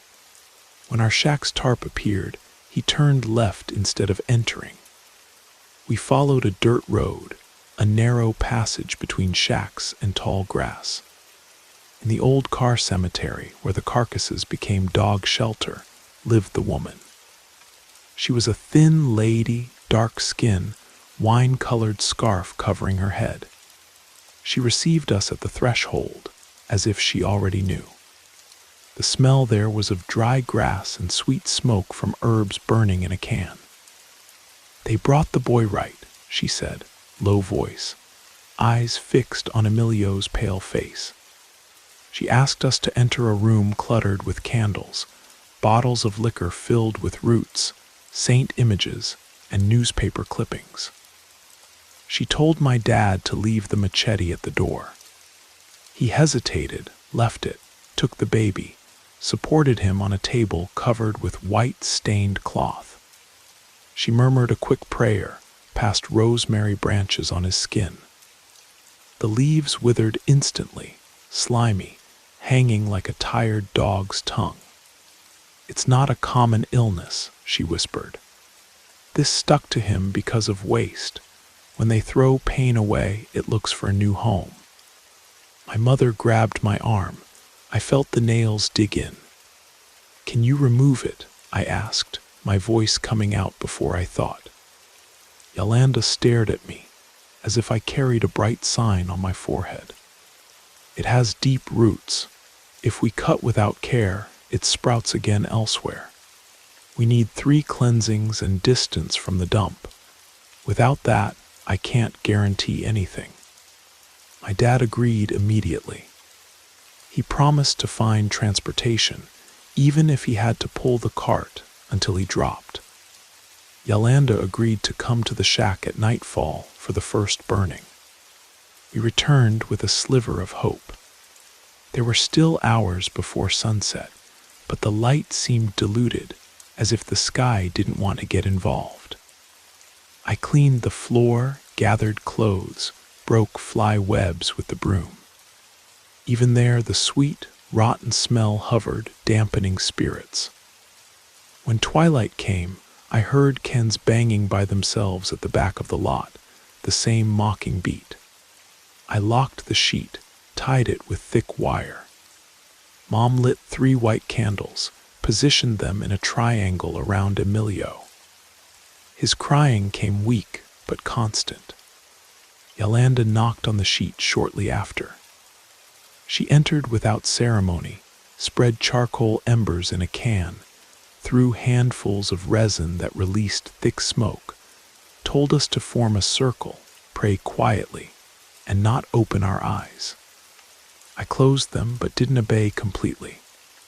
I'd opened my eyelids slightly, saw smoke spinning like a whirlwind over the baby. The candle flames stretched, greenish. Then behind Yolanda appeared a hunched figure, small, long arms dripping to the floor. The smell became so strong it burned. She raised her hand, threw liquor on the embers. Sparks flew. The creature retreated, face half in shadow, torn smile, disappeared into the tarp as if diving into water. The whirlwind disappeared, the smoke settled, and Yolanda fell to her knees, exhausted. I took out a good bit, but there's more. The whole house reeks of what doesn't belong here. If you come back to sleep here, you'll lose the boy. My dad heard her mute. Mom cried, hugging Emilio. He was breathing better, less fever. We left that very dawn, taking only what fit in the cart. Mattress, a suitcase of clothes, the machete. I left behind the box where I hid the tooth. As we turned the corner, I heard a baby's cry coming from the empty shack, repeating my brother's cry like a malicious echo. The chain on the sheet swayed by itself until we lost sight of it. We arrived at the parish hall before the day fully dawned. The doctor, who was sleeping on an empty stretcher, didn't complain about being woken when he saw Emilio more color in his cheeks. He offered blankets and let us stay there until morning. Meanwhile, Dad went out looking for free land. Any spot far from the dump would do. He came back hours later, sweaty, with a smile that mixed relief and fear.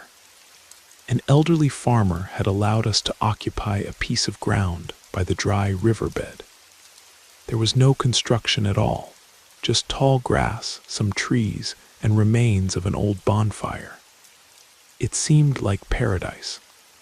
It took us 2 days to improvise shelter with tarp, bamboo, and the boards the farmer gave us. We slept on the packed dirt floor, but without the acrid stench or the constant buzzing of fat flies. At night, the strange silence scared less than the old whimpering of the dump. Even so, I couldn't sleep. I feared the boy would appear in the middle of the open field.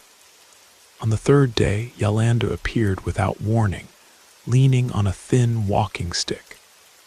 She had brought wooden crucifixes, bottles with dark water, and an exhausted look.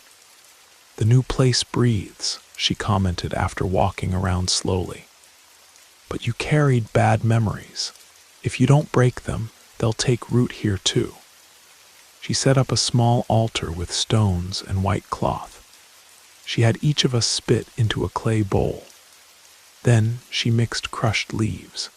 She made a thick paste that smelled like burnt rue. She touched the mixture to Emilio's forehead and moaned quietly.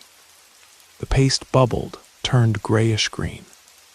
"There's leftover evil eye and dead people's dirt," she murmured. It didn't stick to the boy on purpose. It stuck to him because he's the weakest link.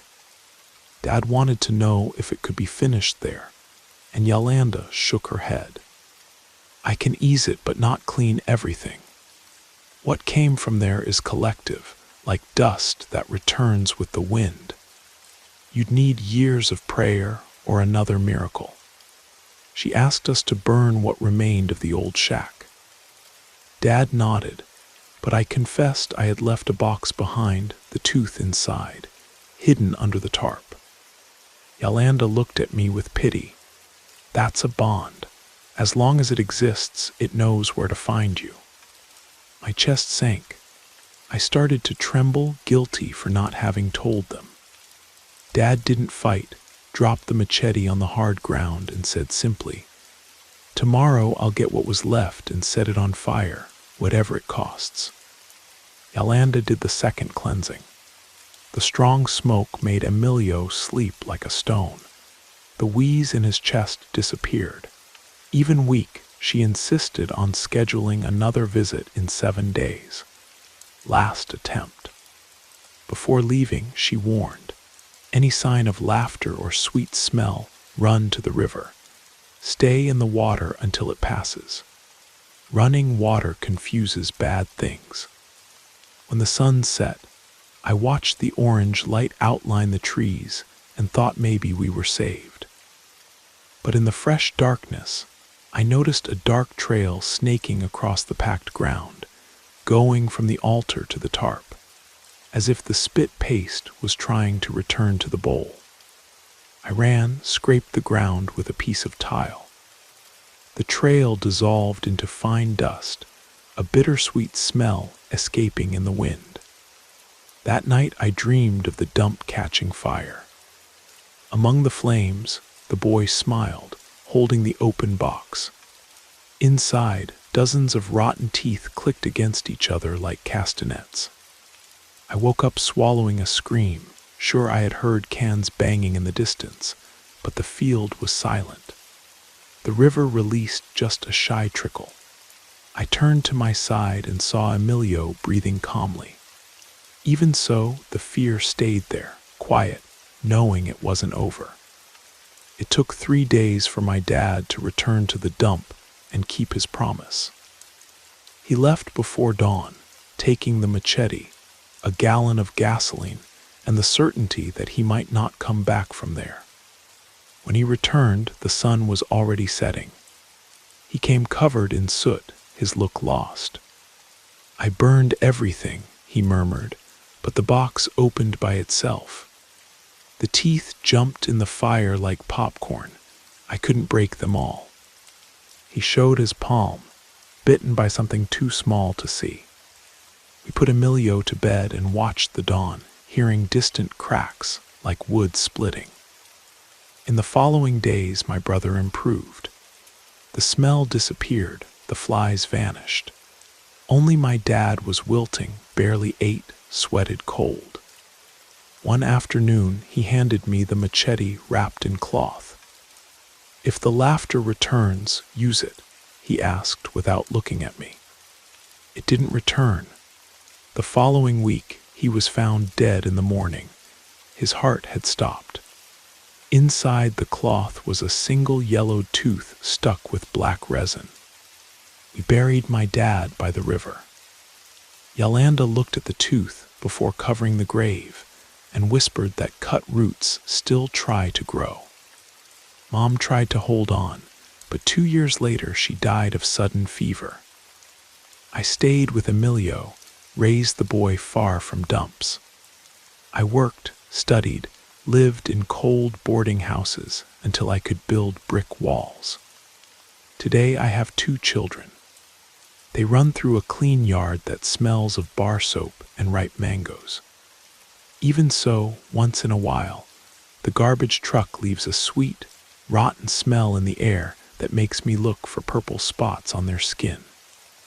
Last week, my youngest showed me a different little tooth he found on the sidewalk, small, edges corroded. I smiled so as not to scare him. I kept it in my pocket. Later, I buried it in the basil pot because living plants seem like a better shield than fire. Since then, I watch the locks, listen to the silence before sleeping, and blame myself for having ignored the first warning. If the cans start banging again, I won't hesitate. I'll break any bond before that thing takes another child.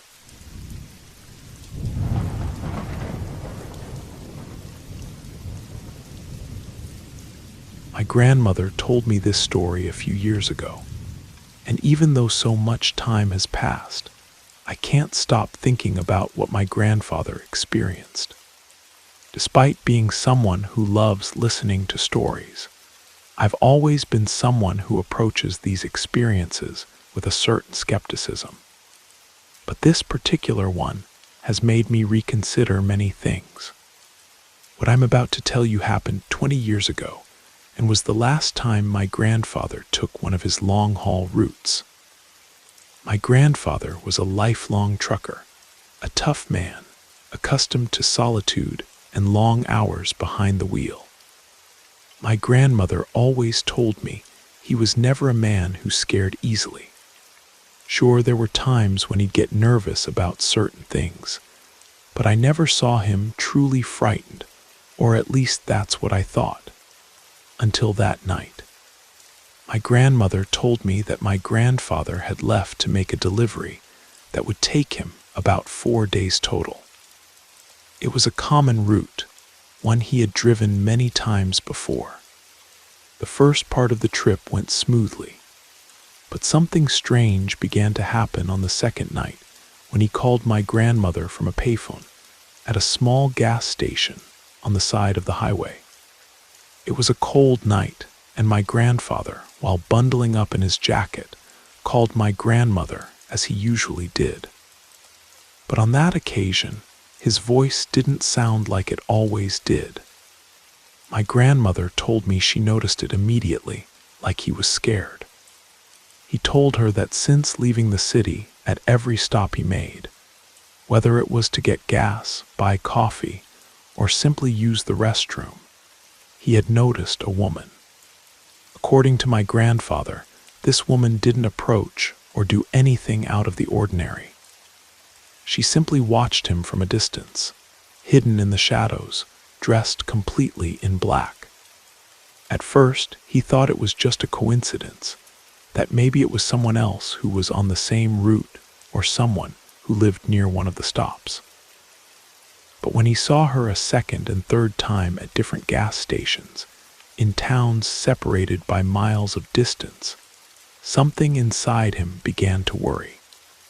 He could never see her face clearly, but he always knew she was watching him. That feeling of being observed accompanied him at every stop, and although she never did anything to approach or speak to him, her mere presence made him nervous.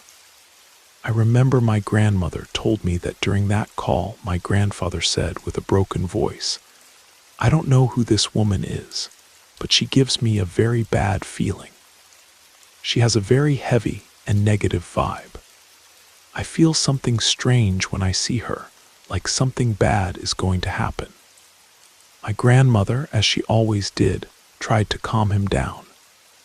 She told him she would pray for him, that surely it was just a coincidence, that maybe he was tired and his mind was making him see things.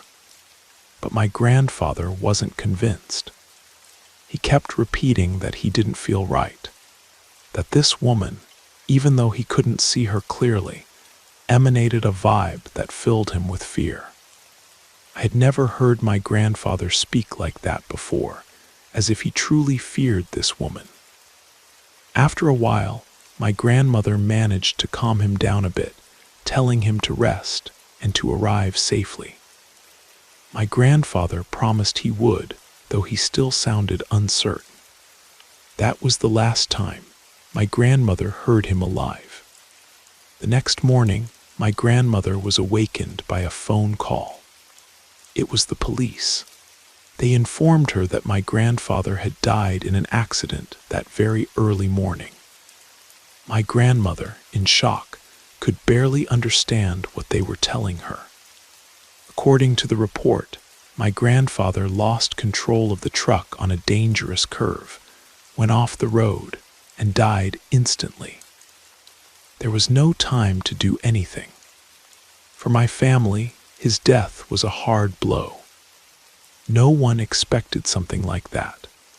My grandfather had always been a careful man with experience, and that route was nothing new to him. However, when my grandmother began to tell what my grandfather had said to her the night before, many in the family began to believe that the woman who had been following him wasn't just any ordinary person. Over the years, I've heard many theories about what really happened.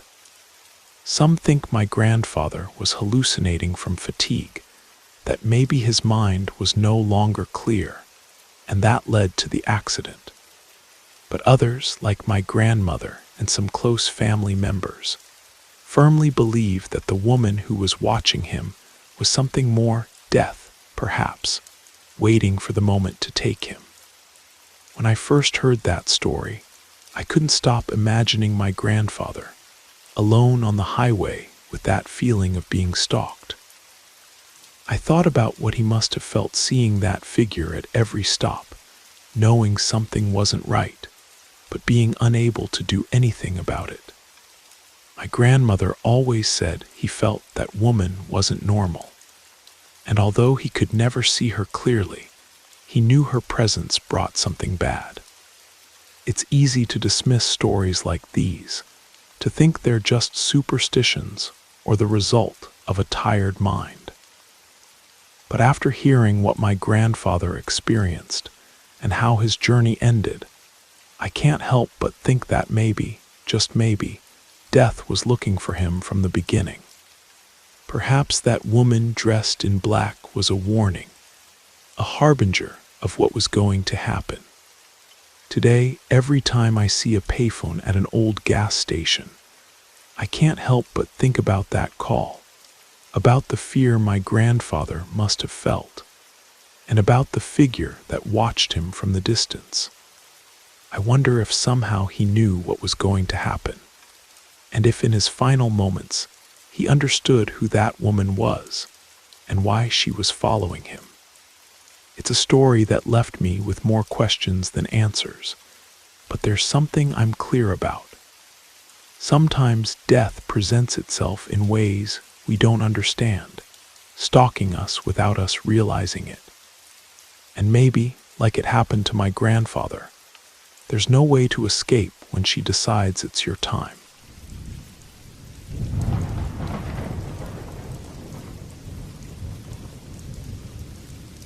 A few years ago, something happened to me that I honestly haven't told many people about.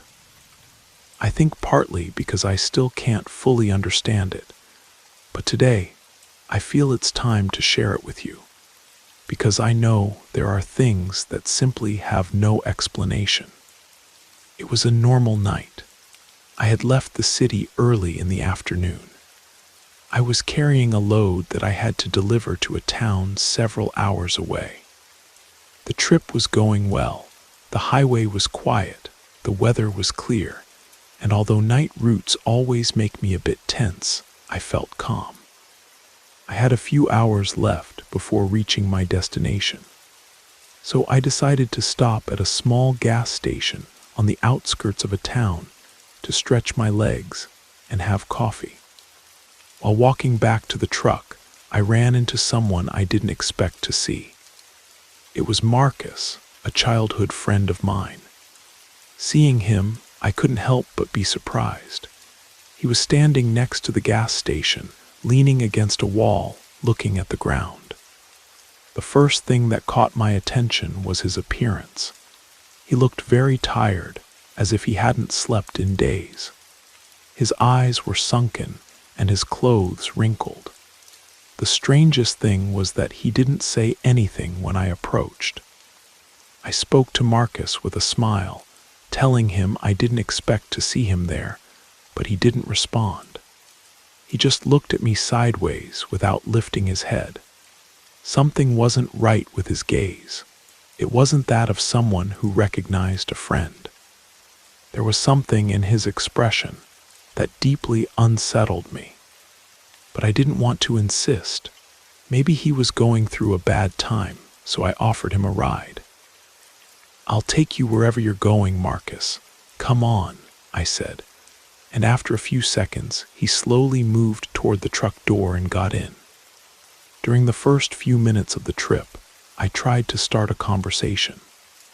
I asked him how he was, what he was doing around there, if everything was okay. But Marcus didn't say anything. He just stared ahead with the same expression of anguish on his face. Every now and then he would let out a deep sigh, as if he was carrying a weight, but he wouldn't dare say what was wrong with him. I let him be with his feelings. I figured maybe he needed a little space to process whatever he was going through, but honestly, the situation was making me more and more nervous. After a few miles, I received a call, and what happened next still gives me goosebumps. The phone rang, and without thinking much about it, I answered it. It was a woman's voice on the other end, and I recognized it immediately. It was Maria, Marcus's sister. "It's you, right?" she said with a broken voice. "Listen, I need you to know something, Marcus. Marcus had an accident a few hours ago. They found him near the town, but he's no longer with us." In that instant, the world seemed to stop. I couldn't understand what I was hearing. I told her what she was talking about. Marcus was right next to me, looking sideways at my passenger who was still sitting in the same place in silence. But something was wrong, very wrong. When I turned my head completely toward him, what I saw left me frozen. Marcus's face, or what used to be his face, had completely changed. His skin had deformed. His mouth was twisted in a grimace of indescribable suffering, and his eyes were filled with a desperation that wasn't human. He was trying to say something. He moved his lips as if he wanted to speak, but only guttural sounds came from his mouth, a kind of agonizing moans that showed great suffering. It wasn't a voice. They were failed attempts to scream, to ask for help, but without words. The feeling of terror I felt at that moment is something I will never be able to forget. My heart raced, and without thinking, I let go of the steering wheel for a second, and that was the worst mistake I could have made. The truck lost control, and before I knew it, we were heading straight for some trees on the side of the road. Everything happened so fast that I didn't have time to react. The impact was brutal, and the last thing I remember is the deafening sound of metal twisting and glass breaking. When I woke up, I was surrounded by police and paramedics. My head hurt like never before, and I didn't really understand what had happened. The first thing I did was ask about Marcus. I asked them urgently, trying to get up, but one of the paramedics stopped me. "Sir, you were alone." When we arrived, there was no one else in the cabin. I couldn't believe what I was hearing. I tried to explain to them that I had picked up Marcus, that he had been with me the whole time, but their looks said it all. They didn't believe me. They searched the entire truck, looked around the area, but found no one. It was just me, trapped between the steering wheel and the seat with a few bruises, but alive. Days passed until I could finally leave the hospital. No one in Marcus's family understood how it was possible that I had seen him that night, when he had been dead for hours. His accident occurred before I found him at the gas station. They said they saw him for the last time in the afternoon before he disappeared. And all of that still echoes in my head. If Marcus had died before, who did I pick up that night? Who did I take with me in the truck? Years have passed since then, and although I try to continue with my life, that night never leaves my mind. I don't know what I saw. I don't know if it was really my friend or something that took his form. The only thing I know is that, whatever it was, it didn't belong to this world.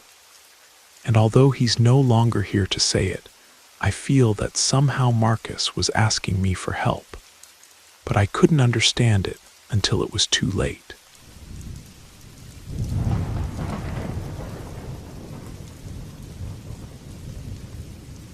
My name is Michael, and I've been working as a trucker for more than 10 years. The lonely nights on the highway didn't bother me. In fact, I enjoyed the tranquility of the route. Over time, I got used to the silence, the endless asphalt, and being in my own world. I had never considered myself a superstitious type, but there are things I've seen in these years that simply have no explanation.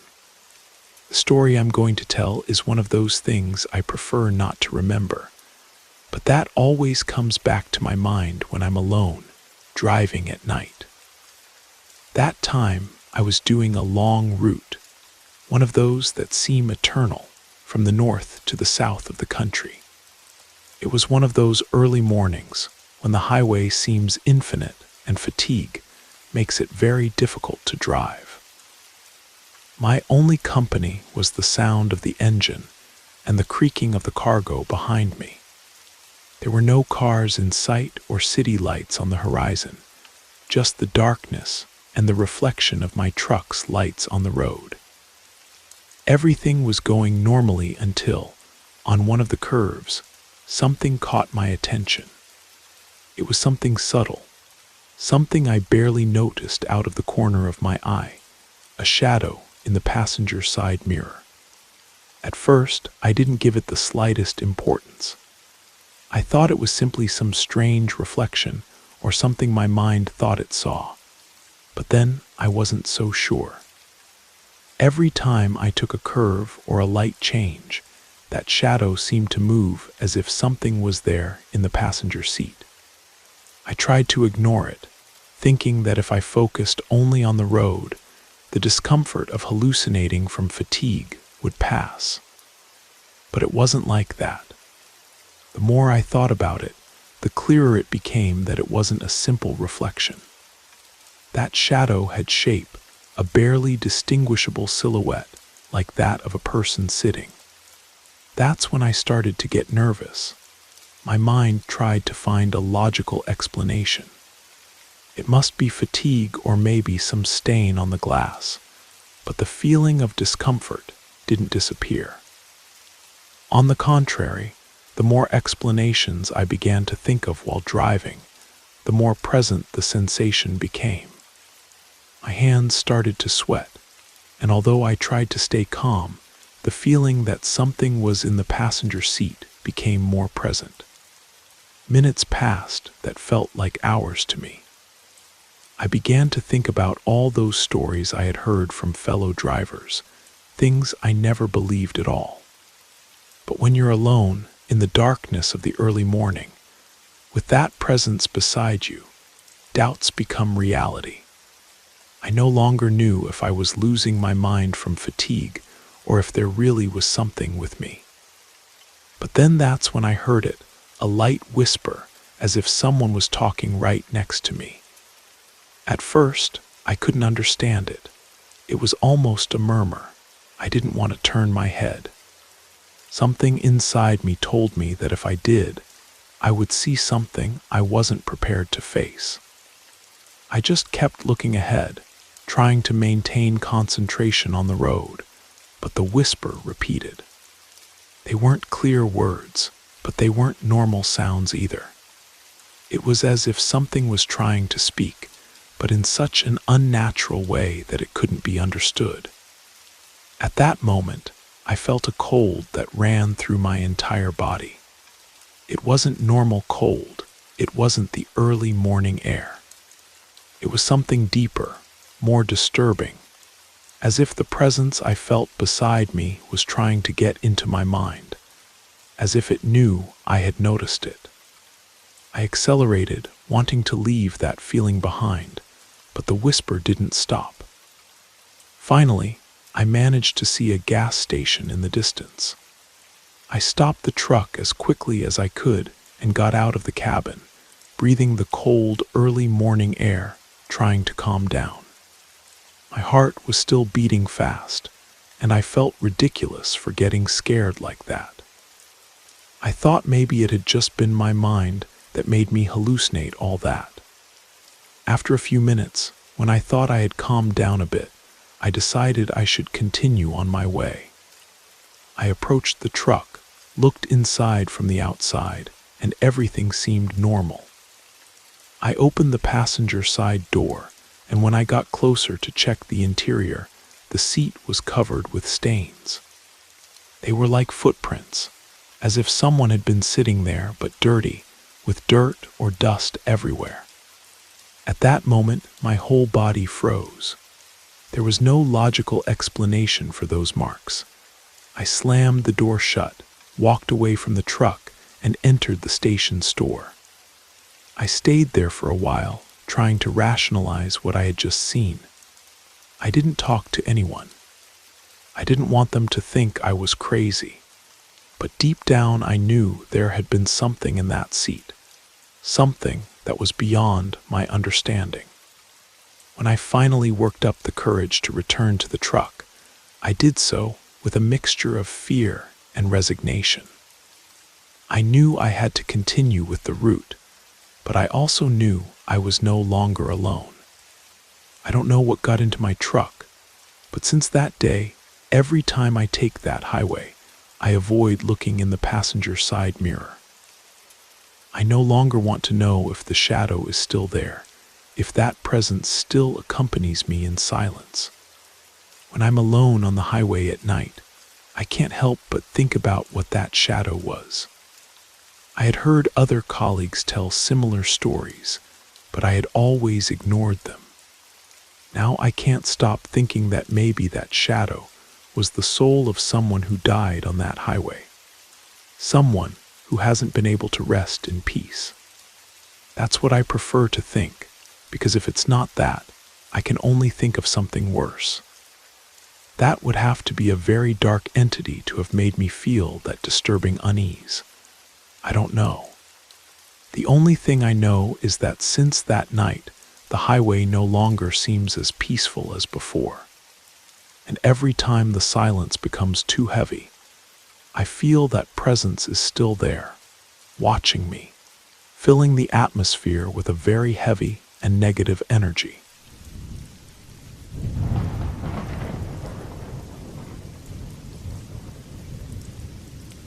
My name is Mario, and I've been behind a steering wheel for more than 30 years, traveling all kinds of routes, from endless highways to dusty roads in the middle of nowhere. I'm not afraid of long hours, highway solitude, or ghost stories you hear at every stop. The trucker's life teaches you to keep your feet on the ground. But that night was different, and I still don't know if what I experienced was real. It all started on a particularly difficult day. Business wasn't going well. The company I worked for had been having financial problems for months and had already laid off several drivers. I knew my time was numbered, bills were piling up, and the bank had sent me a warning letter about my house. I was facing losing everything. So when they called me to offer me a last-minute job, I accepted without thinking too much about it. It was quick money and double the normal rate. The client, a guy with a calm and mysterious voice, told me he had a load that needed to be taken urgently to a warehouse deep in the mountains. The only strange detail was that he didn't give me too much information about the merchandise. He just told me it was fragile and that I had to deliver it before dawn. What caught my attention most was the final warning. Don't open the trailer under any circumstances. Don't ask what it is. Just carry the load and collect your pay.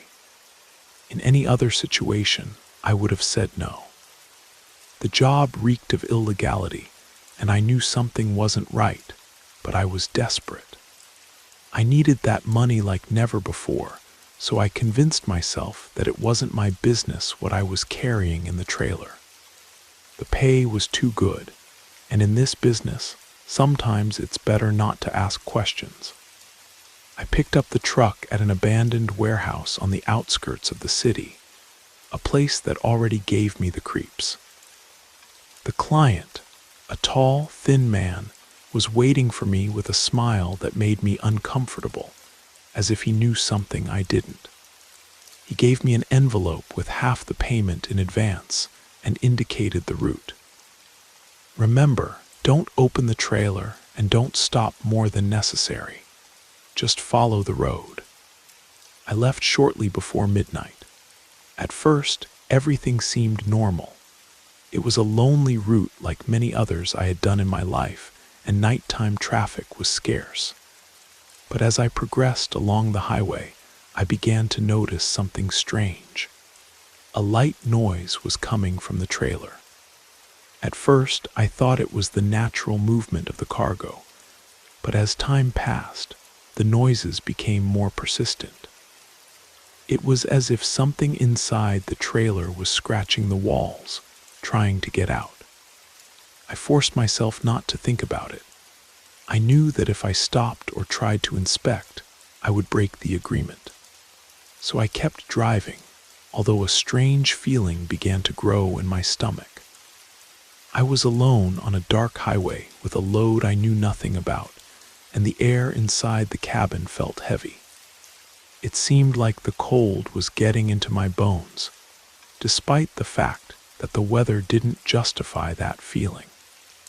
Then came the whispers. At first, I thought they were the effects of wind seeping through some crack in the truck, but no. Those murmurs seemed like words I couldn't fully understand, but that resonated in my head as if someone was speaking very close to me, almost in my ear. A couple of hours later, I decided to stop at a gas station. I needed coffee to stay awake. Besides, the noises from the trailer had become more intense, soft, rhythmic knocks, as if something inside was calling for my attention. While I was filling up with gas, I couldn't help but take a look at the trailer. It looked normal from the outside, but that strange feeling wouldn't leave me alone. I entered the store to buy coffee, and the cashier, an older man, looked at me in a way that left me very worried. "You coming from that direction?" he asked, pointing to the road I had come from. I nodded, trying not to seem nervous. "Be careful, son," he said. "That highway doesn't always lead only to where one thinks." I thanked him, although his words left me more uneasy than I already was. I returned to the truck, started the engine, and continued on my way, but the noises from the trailer didn't stop. The cold inside the cabin got worse, and the whispers were increasingly clear. I didn't understand the words, but I could feel the discomfort in the air, an anguish that was truly suffering. It wasn't until I reached a particularly sharp curve that the strangest thing happened. The truck's lights flickered, and for a brief second, I saw a shadow pass in front of the headlights. Someone or something was on the road. I braked hard, very scared. I sat motionless, looking ahead, but there was nothing, just the dark asphalt and the shadows of the trees. I shook my head, trying to concentrate. I must have been tired, exhausted from the attention of the whole trip. But when I looked in the rearview mirror, I saw something that will stay in my mind for life. At the back of the trailer, just at the edge of sight, a dark figure seemed to be watching me. I couldn't make out details, but that presence was there, motionless, as if waiting for me to do something. I don't know how long I stayed looking at it, but when I finally had the courage to turn to look directly, it disappeared. The feeling that something was stalking me was stronger. The noises inside the trailer became a nightmare to hear. They were no longer just knocks. They were like footsteps moving from side to side.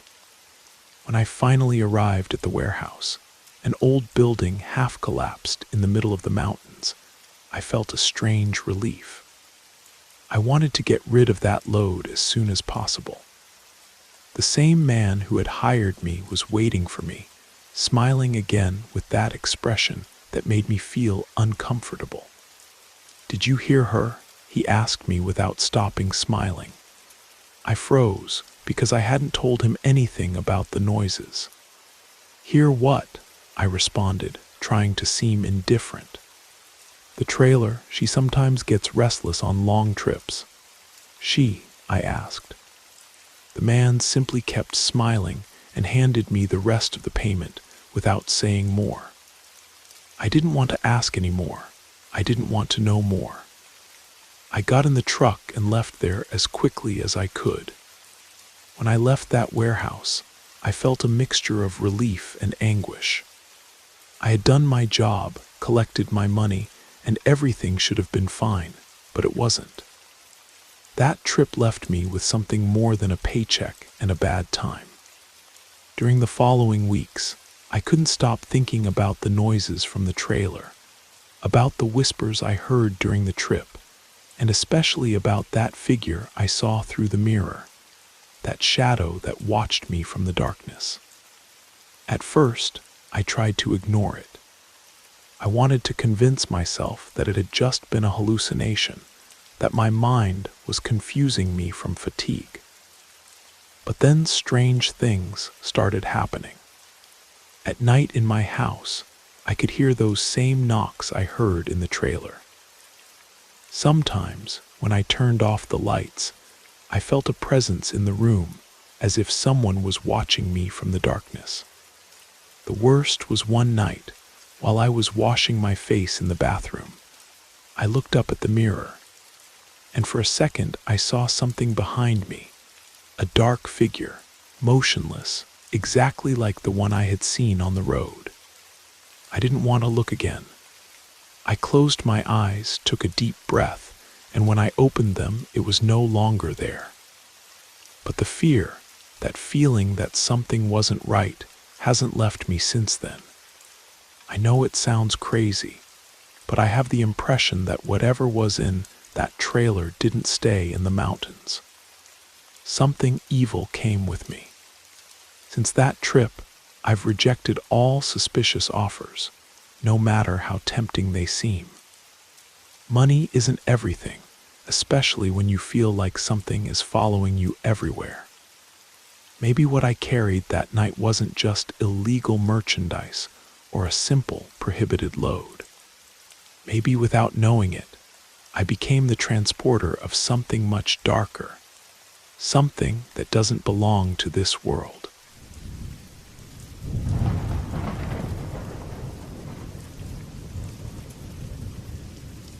My name is Carlos. I've been working as a trucker for more than 15 years. Throughout all these years, I've traveled hundreds of routes, some longer than others, but I've always enjoyed the tranquility of being alone on the highway. I was never a person who let himself be carried away by ghost stories or strange things. But what happened to me on one of my trips won't leave my head. This was about 3 months ago on one of the routes I know best, Highway 57. I left Monterey heading to San Luis Potosi, a journey that under good conditions takes you about 7 or 8 hours. As always, I preferred to leave at night to avoid traffic, so it was about 10 p.m. when I started my trip. The weather was good. It wasn't hot or cold, and the highway was clear, everything normal. After driving for a good while, past midnight, I began to feel a discomfort I couldn't explain. It was like a feeling in my chest, a slight discomfort, but one that made me nervous for no reason. The road was empty as always at those hours, and my trailer cabin was the only place where I could be calm. But that night, something didn't feel right. I decided to make a stop at one of those small rest areas. There was nobody there, which wasn't strange. I parked, turned off the engine, and got out to stretch my legs. The silence was absolute. And when I say absolute, I mean not even the slightest sound was heard, no crickets, no wind, nothing. It was just me standing next to my truck in the middle of nowhere, with that strange feeling that wouldn't let me go. I told myself that maybe I was tired, that it was nothing, and that I should continue on my way. I got back in the trailer, started the engine, and took off. But from the moment I returned to the highway, something started to happen. At first, I thought it was a problem with the dashboard light, because the indicators were flickering very subtly. It wasn't a strong flicker, but I noticed they didn't stay static as always. They seemed to tremble almost imperceptibly, but enough to catch my attention. The strange thing is that everything else in the truck was working fine. The lights, the engine, everything was in order, but that dashboard detail bothered me more than it should have. I tried not to give it importance and concentrated on driving. The highway was dark and deserted, as always at those hours, but something in the air felt different. By then, I was quite uneasy, although I didn't really understand why. A few minutes passed, and that's when the worst began. Suddenly, I heard a very low noise coming from the radio. It wasn't music or some interference, but something that seemed like a whisper. The strange thing is that the radio was off. Still, the whisper continued, as if someone was talking, but I couldn't understand what they were saying. It was so faint that at first I thought it was my imagination, but as the minutes passed, the sound didn't disappear. I changed stations, even though the radio was off, just to see if it would stop, but nothing. The whisper continued. It was annoying because, although I barely heard it, I knew it was there, and the more I tried to ignore it, the more present it became. I started to get nervous. The dashboard kept trembling slightly, and now the sound on the radio was driving me crazy. I convinced myself that I should stop at the next service station to check what was happening, because it wasn't normal. While I kept driving, I noticed something else. I began to notice a smell of wet earth inside the cabin. At first, I thought maybe there was a puddle or that it had rained on some stretch of the highway, but the climate was dry. It didn't make sense. The smell was strong, as if it had just rained intensely, but there was no sign of water outside. I looked out the window, and the desert stretched out dry as always. The aroma of wet earth was as strange as the whisper on the radio. It wasn't an unpleasant smell, but it shouldn't have been there. The air conditioning was off, the windows closed. There was no way for that smell to enter the cabin, but there it was. Finally, after driving a while longer with the feeling that something was following me, I arrived at a gas station. I parked next to two other trucks and turned off the engine, hoping everything would return to normal. But when the engine turned off, the silence was total again. Like at the previous stop, absolutely nothing could be heard. I decided to get out of the truck and went to the store to buy coffee. Inside was only the attendant, an older man who had seen me other times. He asked me if everything was okay, and I don't know why, but I mentioned the smell of wet earth. The old man looked at me for a second as if he knew something I didn't, and without changing his expression, he told me, "That happens sometimes around here. A long time ago, there was a landslide near this area. Several cars were buried, and they say they never got them out." I didn't know what to say.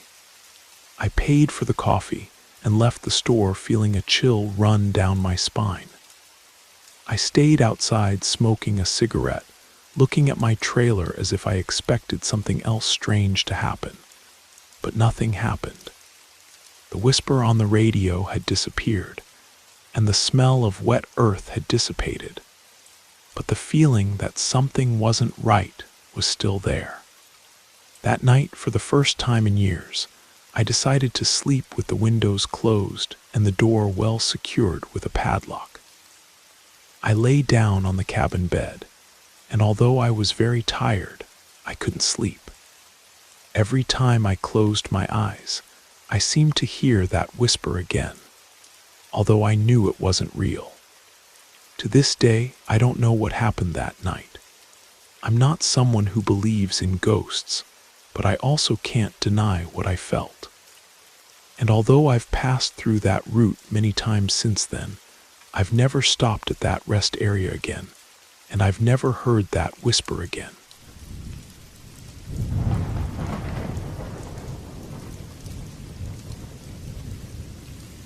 My name is Aaron Matthews. I'm 46 years old, and for the past 9 years, I've been the caretaker of a sprawling coffee plantation nestled in the misty hills of Northern California, near the border of Mendocino and Humboldt counties. The air here carries the scent of damp earth and wood smoke from dawn till dusk. The place is called Red Hollow, though the deed names it San Mateo Ranch. It spans 38 acres of shaded coffee groves and untamed forest. The owner, a tech mogul from San Francisco, shows up once a year to sign papers and check the books. He left me in charge, overseeing the harvest, managing the seasonal workers, keeping thieves at bay, and maintaining the grounds. From the moment I set foot here, I knew Red Hollow was different. Some places hold memories in their soil, and this is one of them. It's not about grand events, but the way the land feels alive, fog rolling in like it's summoned, trees creaking without a breeze, and paths that shift after every rain, as if the earth resists being tamed. What I'm about to share happened 2 years ago, in late September, when the coffee cherries were ripening. The plantation was quiet. Harvest workers don't arrive until November. It was just me and Vincent, a reserved young man who lives in a cabin by the storage barn. My room sits above the office, with a window overlooking the drying yard. That year, rumors spread about cherry thefts on nearby farms, small, organized groups sneaking in at night, stripping plants, and vanishing with sacks of fruit. A neighbor showed me photos, stripped branches, machete-hacked stems, boot prints near the property lines. The boss greenlit security cameras, nothing fancy, just 4 cheap ones covering the main paths, and 2 more aimed at the heart of the groves. Vincent and I set them up one foggy Friday, careful not to disturb the plants. They fed into a motion sensor recorder. For 5 nights, nothing happened. The cherries ripened steadily, and I checked the footage each morning, same old darkness, swaying leaves, the occasional raccoon or a possum crossing the paths. Then came the 6th night. At dawn, the sensor logged activity at 2:23 in the morning. Odd, since animals usually move earlier. I pulled up the footage and felt my stomach twist at the 4-minute 16-second mark. A figure moved through the groves, a tall, lanky man, no flashlight, walking with eerie confidence between the rows. He carried a sack slung over his shoulder. He didn't glance at the camera, but moved like he knew the land. The image was clear. He crouched, paused to inspect a branch, his steps crunching dry leaves. Strangest of all, he navigated the pitch black without light, as if the groves were his home. I watched for 13 minutes until he vanished from the frame. Nothing else. Vincent and I checked the spot at first light. The coffee plants were untouched, no missing cherries, no broken branches, no disturbed leaves, and chillingly, no footprints. The soil was damp with dew, there should have been tracks, but the ground was pristine, smelling faintly of fresh coffee and wet earth. I showed Vincent the footage. His brow furrowed. "Think it's one of the locals?" he asked, meaning workers from nearby towns. I shook my head. A thief would have taken something and left a trace. We agreed to monitor nightly, rigging tin can alarms along the paths and cranking up the recorder sensitivity. That night he returned, same time, 2:23. Slower this time, lingering over plants, sniffing leaves, moving like he owned the place. Vincent and I took turns watching live, but exhaustion got the better of us, and we dozed off. At dawn, we cursed ourselves watching the footage. He'd been there and we missed him. Worse, he never entered or exited the frame, just appeared in one camera's view and faded into another, like he materialized from the dark. Vincent pointed out something chilling. He steps in the same spots, same rows, like he's following a script. That word script stuck with me. On the third night, I hid in the barn, flashlight off, determined to see him myself. Vincent monitored the cameras. At 2:20, the neighbor's dog started barking, then fell silent. No crickets, no rustling, just stillness. At 2:23, I heard footsteps, slow, deliberate, like bare feet on dry earth. Peering through a crack in the barn door, I saw him. A thin man in dark clothes, sack over his shoulder, passing 10 yards away. His face was shadowy, but I caught dark skin and short, messy hair. His walk was mechanical, unhesitating. He vanished into the trees. I followed, flashlight off, guided by moonlight, but when I reached the spot, he was gone, no sound, no tracks. Then I saw it, a bundle of human hair tied with twine hanging from a low branch like a talisman. I bagged it and backed off. I told the boss the bare minimum. A stranger was trespassing at night, leaving no trace, not stealing. He approved more security but said, "If he's not taking anything, don't report it. Just watch." Vincent and I kept recording. The visits continued, same time, same path. Then the boss showed up unannounced, wanting to see for himself. We played the footage. His face paled. "That looks like Tony," he whispered. "My brother died here 5 years ago before you came, crushed in the drying machine. Alone, found him at dawn." The family never spoke of him again. Silence hung heavy. But the figure in the video wasn't a ghost. He moved with purpose, alive in the dark, repeating his route night after night, touching nothing, taking nothing, as if bound to an unseen task. We stopped trying to catch him. The cameras still record, but we let him pass. We call him the silent walker. He doesn't harm, doesn't steal, just appears at 2:23, wandering the groves like he's fulfilling a promise only he understands. As temporary stewards of this land, we've learned to respect his quiet presence.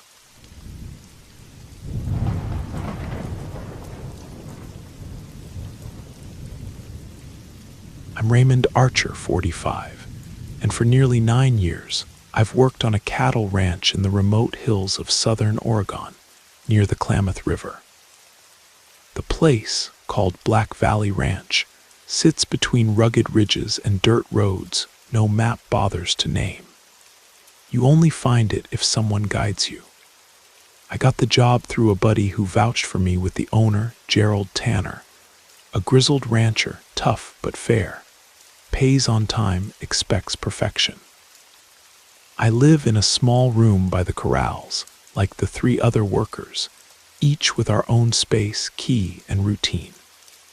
Life here is hard but orderly. Up before 5, milking, feeding, checking fences. and during calving season, watching round the clock. The ranch runs 400 head of Angus and Hereford across miles of fenced land. Until recently, the strangest things I'd seen were difficult births or lightning storms toppling fences.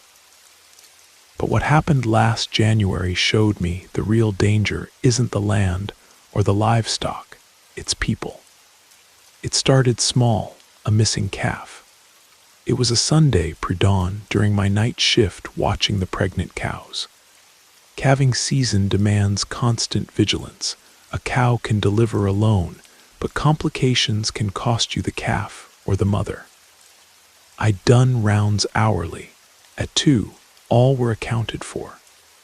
By 4:30, a newborn calf was gone. I thought I'd miscounted, or maybe the mother hid it in the brush. I searched with my flashlight, checking the pasture's edges. Nothing. I reported it to Gerald at dawn. His eyes narrowed. "Your watch, Raymond. You lose it, you pay for it."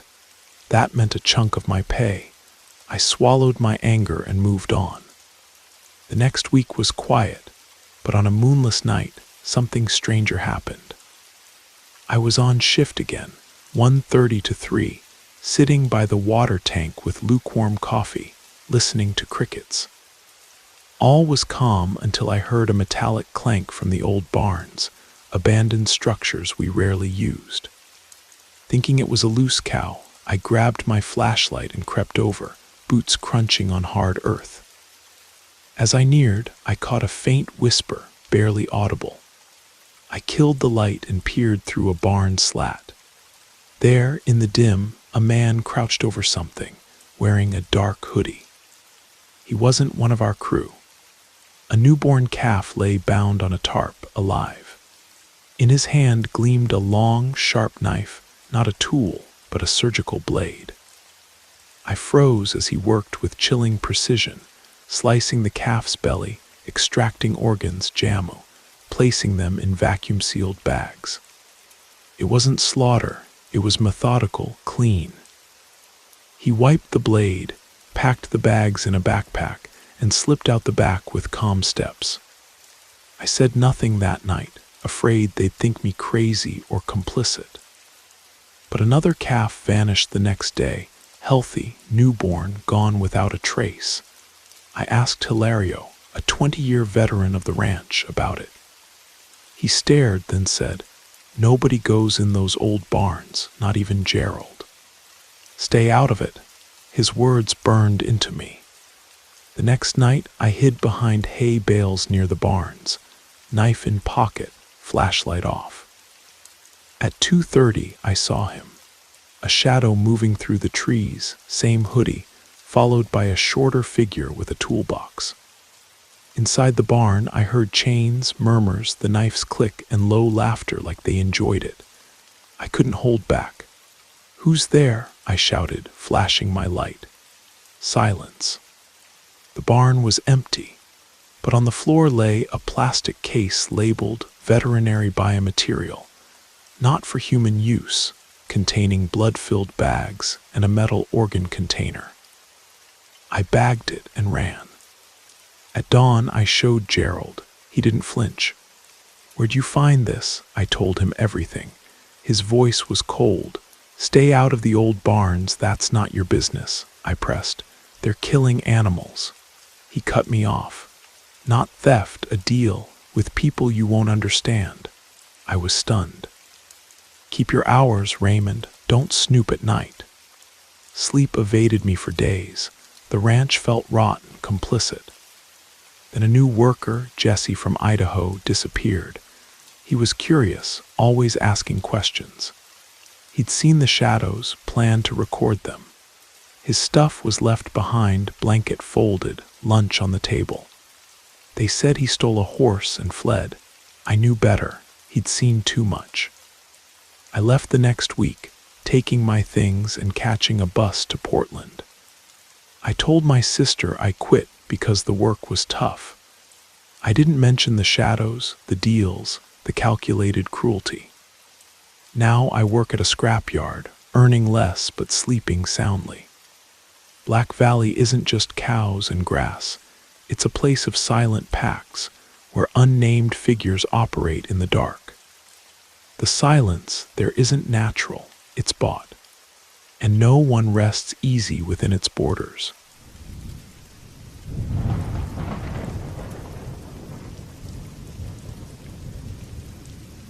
I'm Daniel Carter, 47, born in Redding, California, and for 9 years, I've managed a medium-sized farm near the Sacramento Valley.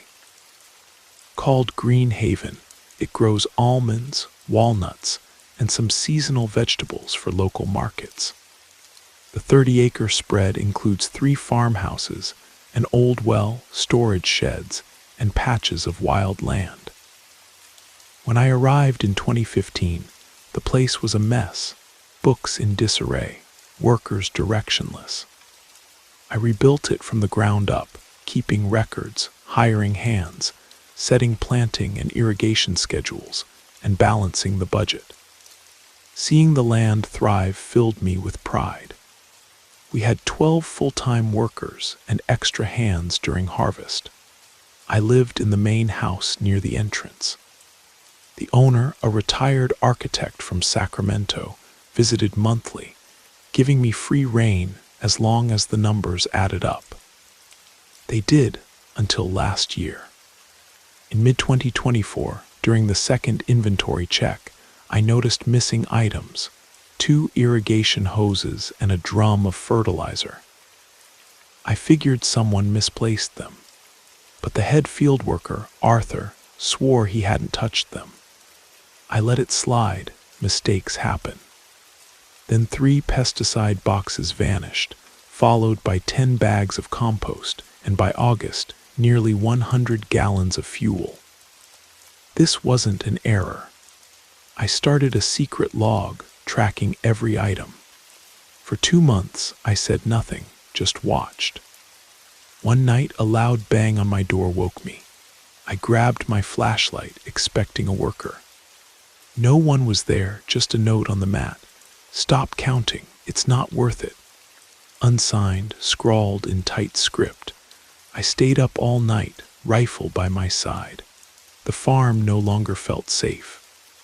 I dug into the books, focusing on the warehouse manager, Thomas Pratt, a man I'd worked with years ago in Fresno.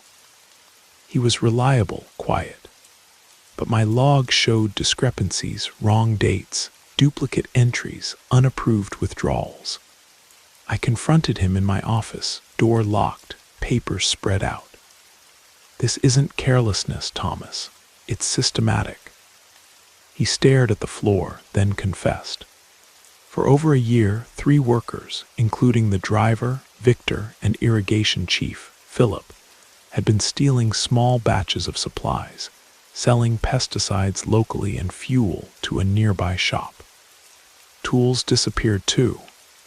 "I didn't want to, Daniel," he said. "They threatened me. I need this job." I paced the farm till dawn, the fog cloaking the paths like a warning. I considered telling the owner, but needed proof. Thomas and I hid cameras in the warehouse and a back trail, cheap ones, disguised as electrical boxes. For 2 weeks, we acted normal.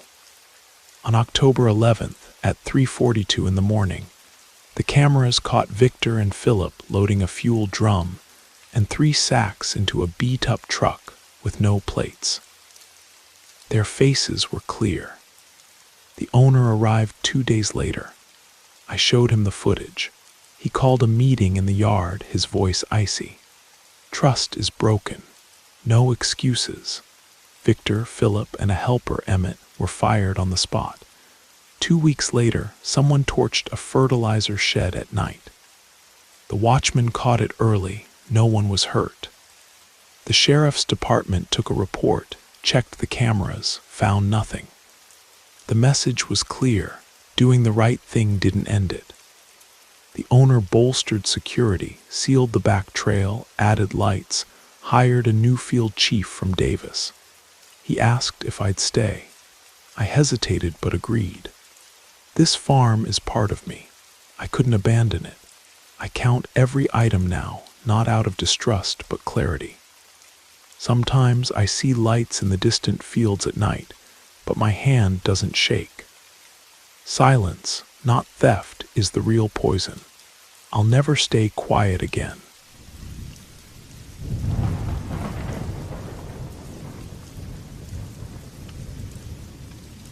I'm Brandon Sawyer, 23, and 2 years ago, I worked as a seasonal laborer at an apple orchard near Yakima, Washington. It wasn't my dream. Construction jobs in Seattle dried up, leaving me with a backpack, 2 shirts, and some borrowed cash. A bunkmate at a gritty hostel connected me with his cousin at the orchard, promising food, a bed, and $100 a week, cash. I took a rickety bus to the middle of nowhere. The orchard was vast, fenced with barbed wire, its apple trees pristine, like pampered royalty.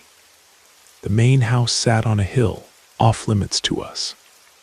We 14 temps lived in metal shacks with military-style cots, mostly guys from Idaho, Montana, and Oregon. We worked 8 and slept by 9. On my first night, an old hand, Gerald, tossed me a blanket and muttered, "After 9, don't go out or talk to strangers. Do your job, keep your mouth shut." I shrugged it off as hazing. Days were grueling, picking apples under the sun, hauling sacks, loading trucks. 3 armed guards patrolled on ATVs, supposedly to stop thieves. I kept my head down. On the 5th day, washing dishes in the communal kitchen, a stranger in a cap and backpack strolled in. "You're Brandon, right?" I nodded. "How's it going?" "Fine," I said. He offered tamarind candies from a plastic box. "Brought these from town, try one." His yellow teeth and forced grin unnerved me. I declined and left. Back at the shack, I mentioned the new guy. Nobody spoke. Gerald pulled me aside. "What time was that?" "After 9. He stared like I'd caught a disease. That night I couldn't sleep. Footsteps crunched outside, not the guards' ATVs, but heavy, dragging steps. The next day I asked about the guy. Nobody knew him. I told the supervisor, Martin. He lit a cigarette. "No new hires. Everyone came with you Sunday." I insisted. "Shut up, kid," he snapped. "Talkers don't last here." Sleep got harder. The next night, stomach aching, I saw him by the water tank at 10, staring into the trees. "Feel something's off here," he said. I froze. His hands were black, like smeared with ash, not dirt. "The quiet ones carry the weight," he added. I bolted to my shack. Glancing back, he was gone. I told Gerald everything, including the candy. "Did you take it?" he asked. I hadn't, he exhaled. "That guy's not one of us. Was here years ago from Montana, they say. Worked a bit, then vanished. Word is he heard too much, asked too much. They used him." "For what?" I asked. "Apples grow here, but other things get buried." That night, I stayed up. At 2:14, I saw him in the shadows, sliding silently, same cap, holding a picking pole dripping black. He knelt by a massive tree, dug, and pulled out 2 small, wrapped bundles. He stood still, like he knew I was watching. I hid under my cot, eyes shut, until dawn. I left that morning, no pay, no goodbyes. At the bus stop, I asked a local, "Anyone die at that orchard?" He hesitated. "More than apples are buried there. My cousin guarded the place. Said the trees don't sleep some nights. Those who died come back when newbies ask questions." I didn't care if he was joking. Now I'm in Boise, working at a hardware store. It's nothing special, but I sleep. Some nights I hear leaves rustling outside, though no trees are near. In my drawer sits that tamarind candy, unopened, untouched. I won't toss it, but I'll never taste it.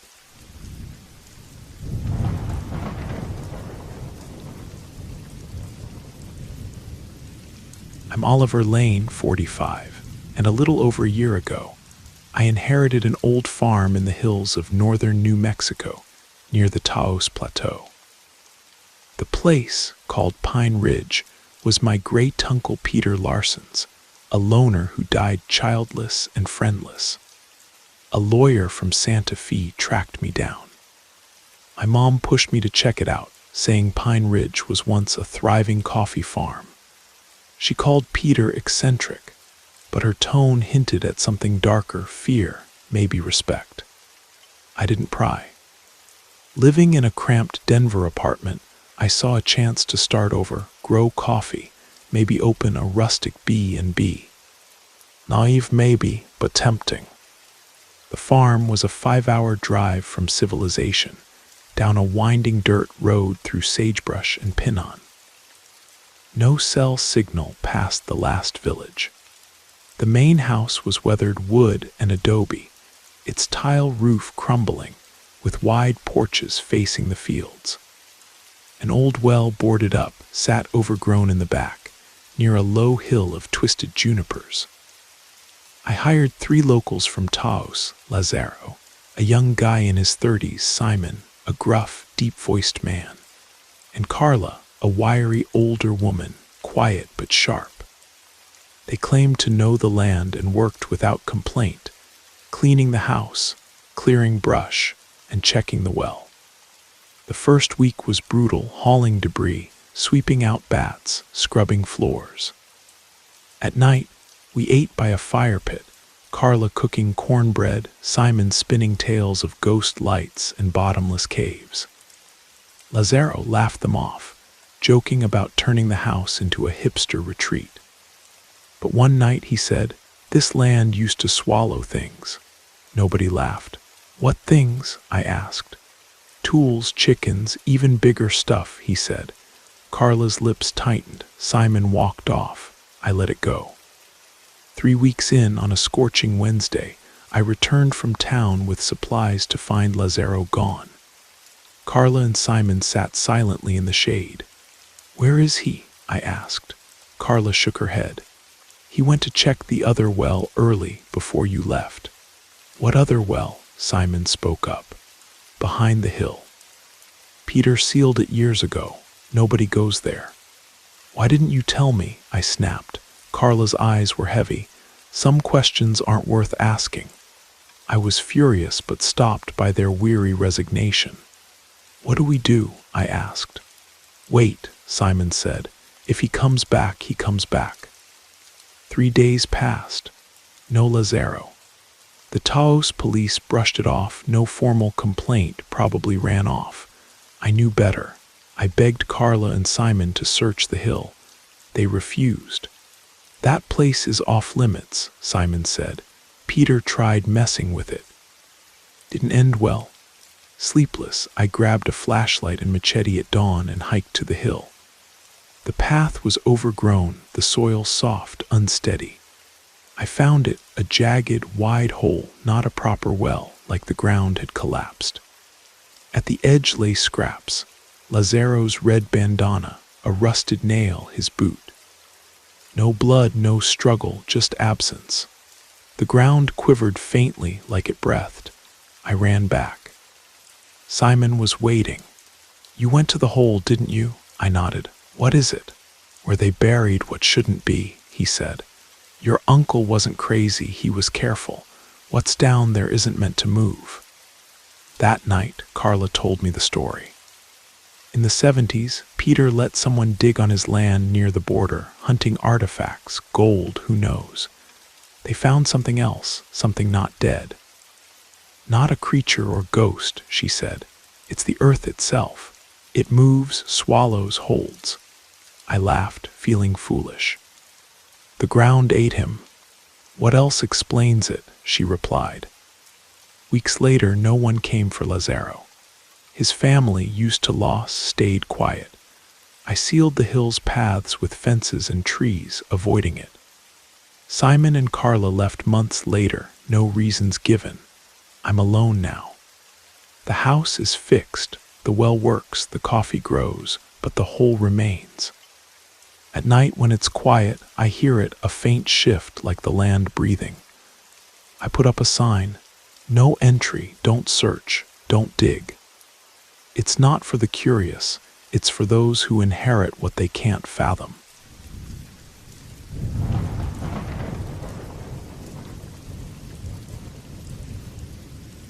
I'm Sophia Brennan, 42, and for 7 years, I've run a citrus grove in California's Central Valley, near Visalia, left to me by my father, Roland.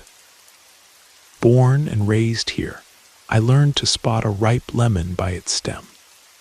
Dad, a stubborn old farmer, taught me everything: pruning, negotiating, holding firm with buyers. After land disputes in the 90s, he trusted no one. When he died, Mom and my sisters moved to Sacramento, but I stayed. This grove isn't just trees, it's our family's soul, watered with sweat. The first harvest I managed alone was bountiful. By the third, I had contracts with 2 packers and a buyer in Fresno. A drip irrigation system revived old rows, and I hired seasonal workers. But after that third harvest, things shifted. One May morning, my worker Felix arrived pale, hands red and numb, clutching a hose. "Something S in the water, Sophia." A sharp chemical smell hit me near the northern valves, like industrial cleaner. I shut the system down and called an agronomist from UC Davis. 2 days later, he confirmed a banned pesticide had been dumped in, enough to kill the trees from the roots. We caught it in time, saving the crop. I suspected a disgruntled ex-worker, but only Felix, I, and our mechanic Javier had keys. Both swore innocence. Weeks later at dawn, the dog's relentless barking led me to the eastern fence, sliced clean with bolt cutters. Boot prints marked the mud, not fresh but clear. I welded the fence and added barbed wire. 3 days later, it was cut again. Sabotage was obvious. A rival grove, run by the Ortiz family, old foes of Dad's over water rights, had grown big, and their son Ethan, my competitor, resented my success. I installed cameras at the entrance, valves, and shed, basic but motion sensitive. For a month, nothing happened. Then in late June, I found 2 dogs dead near the shed, foam on their muzzles. A vet confirmed poisoned meat. That afternoon, a mule had a broken leg from a hidden pit covered with branches, a deliberate trap. I called the sheriff, they took notes, did nothing. One night the cameras caught a man in a ski mask staring at the shed's lens, then walking into the fields. He didn't return. The next day, a black X was painted on the shed door. I nearly left, calling my sister, who begged me to quit. But Felix, covered in dirt, cleaning a canal, said, "Don't give up, Sophia. If you go, this place is done. I'm not heading north for work." I hired a lawyer, Claire Vargas, from Fresno, who'd worked with growers. I showed her videos, logs, photos. "This is organized pressure to make you sell," she said. "Any offers?" 2, one anonymous, one from a Fresno investment group. I'd refused both. Claire built a file, evidence, not for court, but to show I wasn't alone. Then an anonymous caller gave me till month's end to leave, or we won't be responsible. Claire uncovered a link. Ethan Ortiz's brother, a former security contractor, was tied to the group. "They want your land for agribusiness," she said. "You're in the way." On July 28th, the tool shed burned. No injuries, but equipment was lost. Firefighters arrived late, no witnesses. I slept with a rifle by my bed but stayed. I lost some trees but saved the core. Claire got local media attention, and I joined a growers' network for support. The threat stopped not from kindness, but because they saw I wouldn't break. I walked the grove, thanking the trees for standing with me. They bloom, bear fruit, and say, "We're still here." Dignity's harvest is slow, sometimes bitter, but it grows strong.